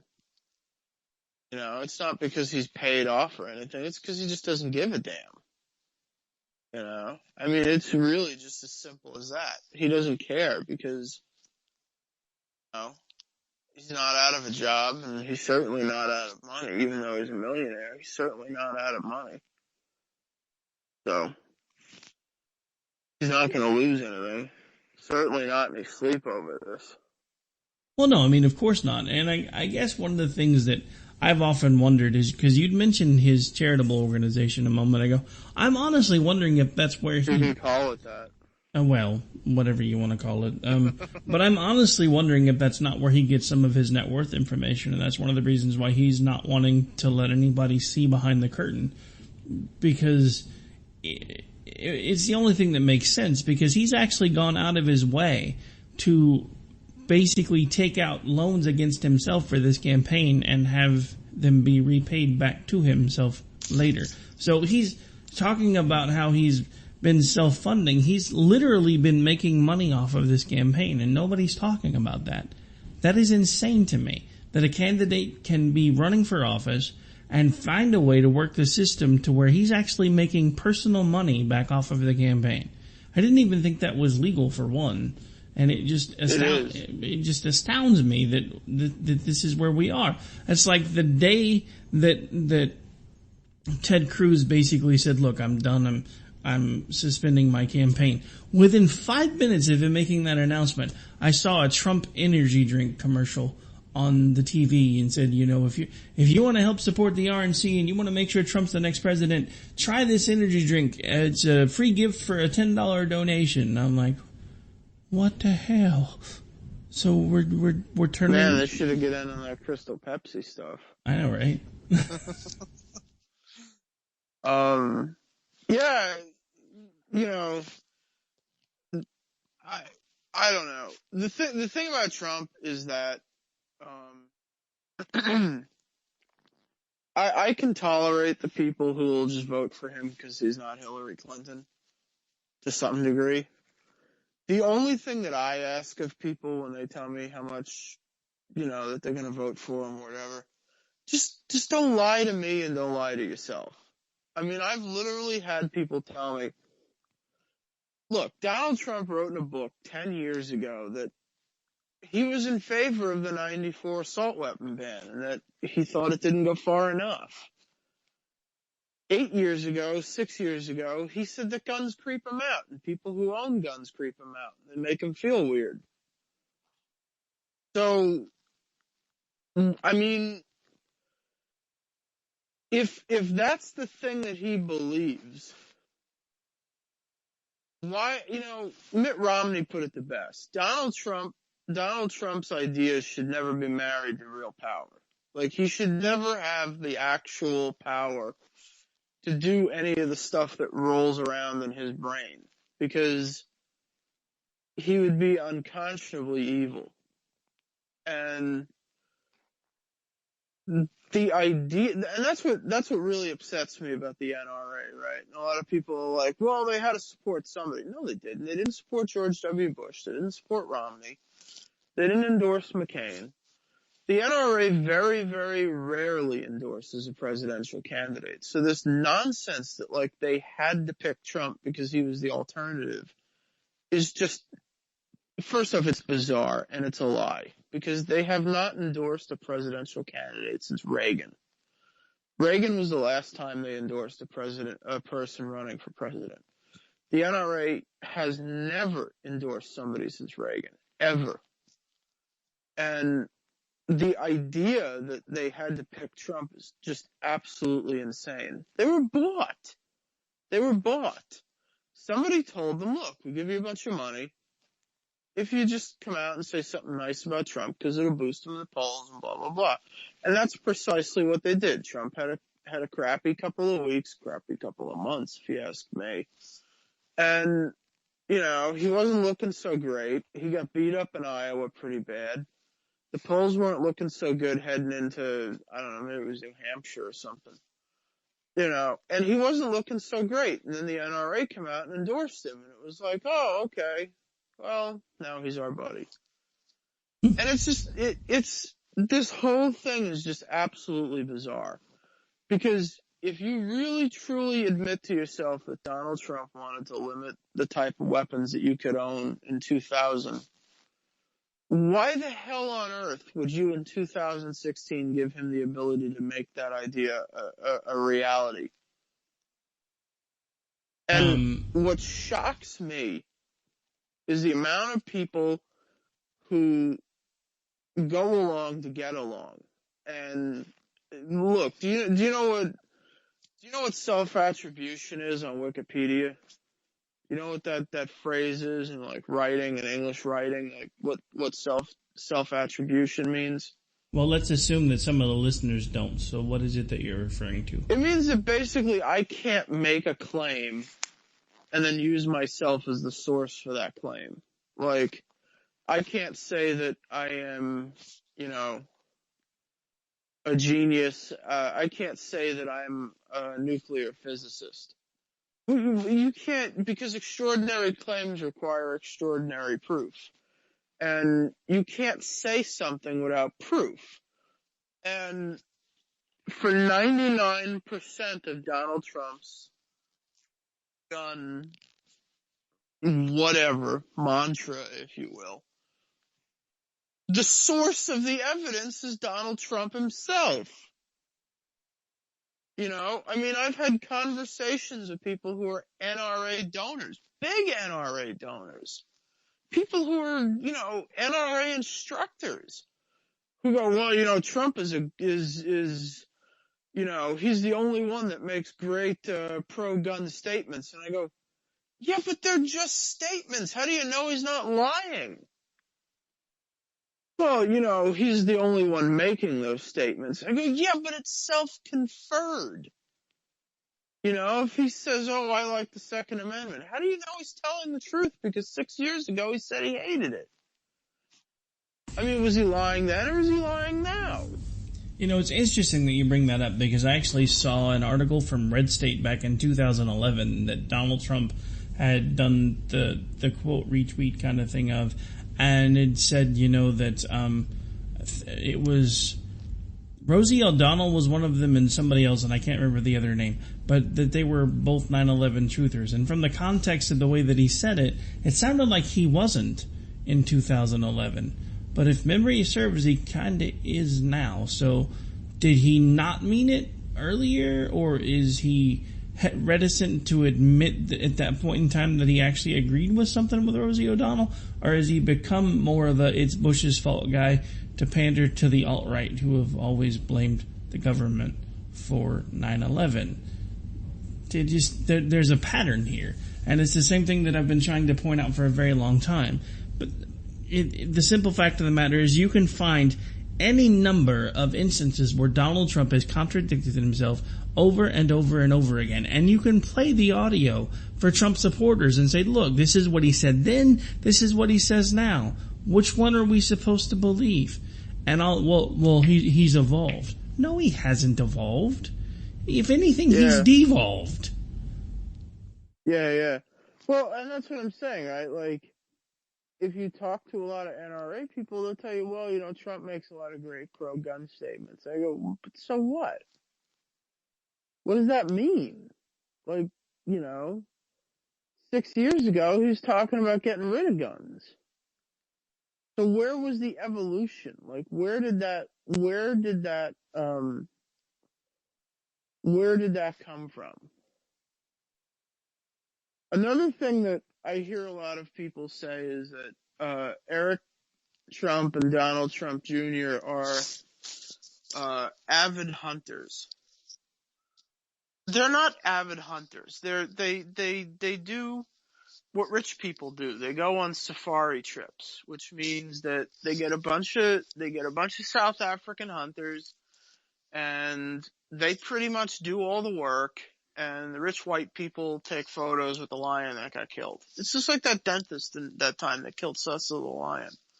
No, I don't really care that he shot the lion. It doesn't matter to me. But dude, don't pretend like you killed that damn thing. You know, I mean, it's just like, you know what I'm saying? Like that's not really hunting. That's trophy hunting. It's like, it's 2 steps away from going to the safari land at Six Flags. You know, I mean, just, you get out of the car instead.